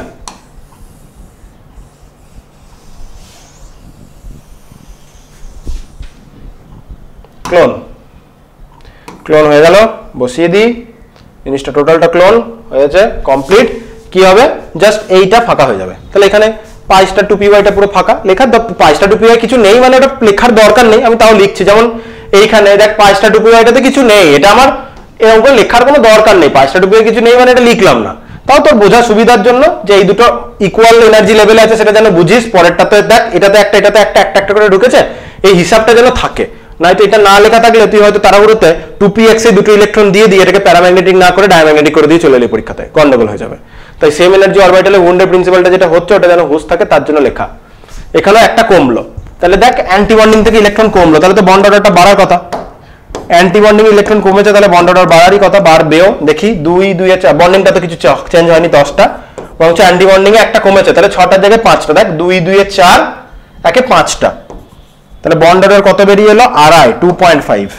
এবার আমরা লাস্ট দুটো আয়ন করব অক্সিজেনের জন্য সেম ভাবে। কি করব? একটা O2 মাইনাস করি এবার।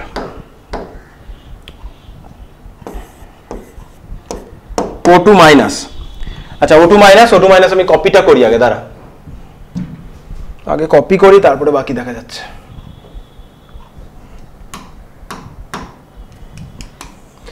টোটালটা একদম বন্ড অর্ডার ধরে কপি করে দিই, দেখে তো কোনো লাভ নেই, বন্ড অর্ডার তো ক্যালকুলেশন করতেই হবে। ওটা মুছে দেবো, ক্লোন, যা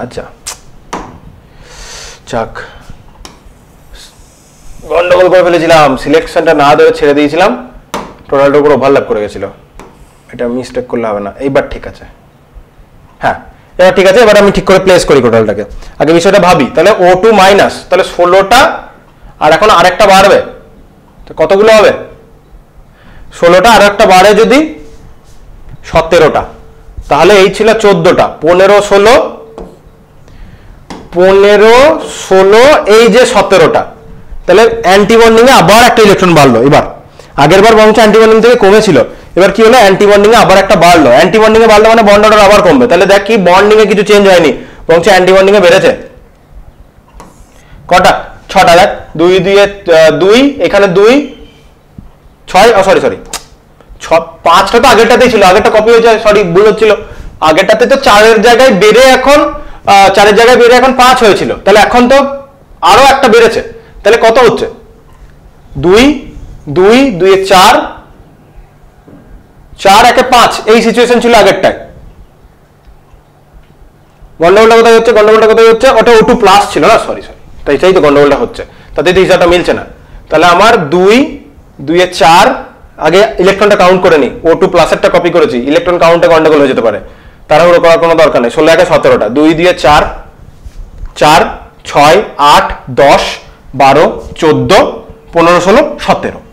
অ্যান্টি বন্ডিং এ কাউন্ট করি, অক্সিজেনে 6টা ছিল, তার উপরে একটা বেড়েছে। আমি O2 প্লাসে একটা বাড়াচ্ছিলাম, যে 5-এর জায়গায় 6 লিখছিলাম, তা তো নয়।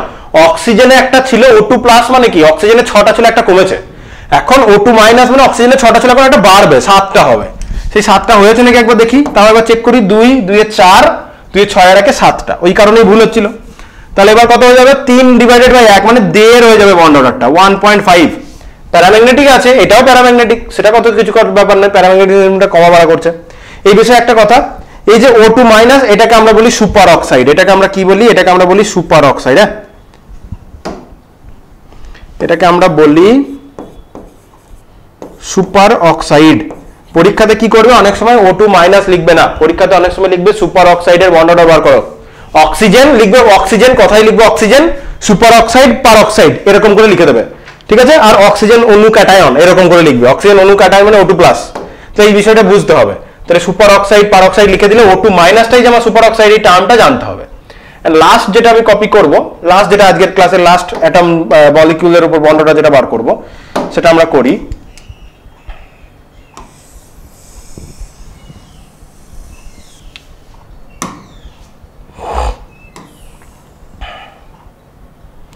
বসিয়ে দিলাম এখানটাতে, কিছু জিনিস মুছতে হবে, সেই জিনিসগুলো একটু মুছে দিই।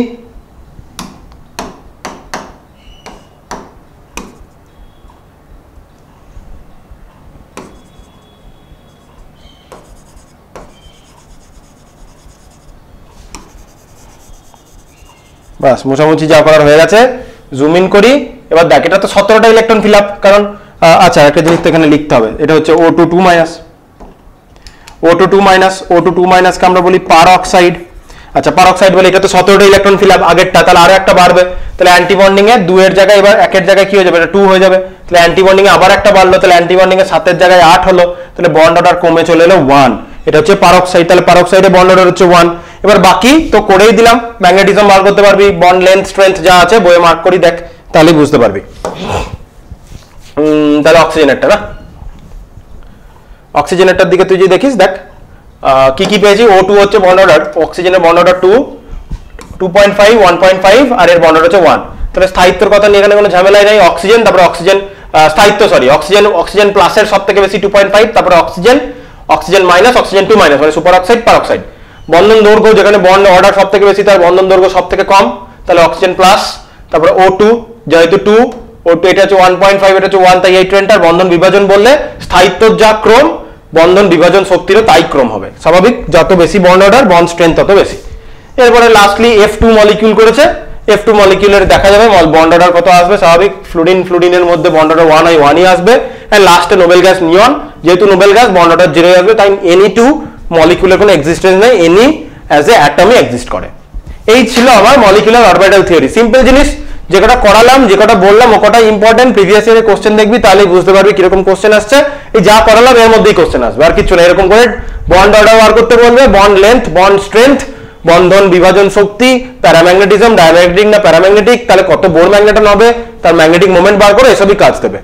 এই ছিল তোর মলিকুলার অরবিটাল থিওরি টোটালটা। আমি যা করালাম 1 ঘন্টা 20 মিনিট ক্লাসে, এই 1 ঘন্টা 20 মিনিট ভালো করে তুই যদি শুনে নিস, প্র্যাকটিস করে নিস, পরীক্ষাতে অ্যান্সার করতে পারবি। এইটুকুই, সিম্পল গল্প শেষ। মলিকুলার অরবিটাল থিওরি, বাস, আর কিছু বলার নেই। তাহলে এই চ্যাপ্টারে আমরা মেন ফেজ বেরিয়ে গেল। এবার এই চ্যাপ্টারে আমাদের আর যেটা কি করি, এবার যেগুলো রয়েছে বাকি খুচরো খুচরো জিনিস সেটা বলে দেবো। 2টো ক্লাস তো লাগবে সেই খুচরো জিনিসগুলো বলতেও, কারণ ওগুলোও ইম্পর্টেন্ট কনসেপ্ট। যেমন হাইড্রোজেন বন্ডিং আছে, হাইড্রোজেন বন্ডিং অর্গানিকে প্রচুর লাগবে, তার হাইড্রোজেন বন্ডিং তো বুঝতেই হবে ভালো করে, এই হচ্ছে ব্যাপার। তো এরকম কিছু কিছু খুচরো টপিক আছে, সেগুলো বলে দেবো, প্রিভিয়াস ইয়ারে কোশ্চেন করিয়ে দেবো, তাহলেই আমাদের বন্ডিং এর কাজ চ্যাপ্টার শেষ। তবে বন্ডিং এর মেন যে টপিকগুলো যেখান থেকে মোস্টলি কোশ্চেন আসবে সব তো দূর কভার হয়ে গেছে। এবার কিছু আমাদের ছোট ছোট টপিক আছে, সেগুলো পড়ে নিলেই হয়ে যাচ্ছে। ঠিক আছে, তাহলে আজকে এতটাই থাকলো, বাকি নেক্সট ক্লাসে।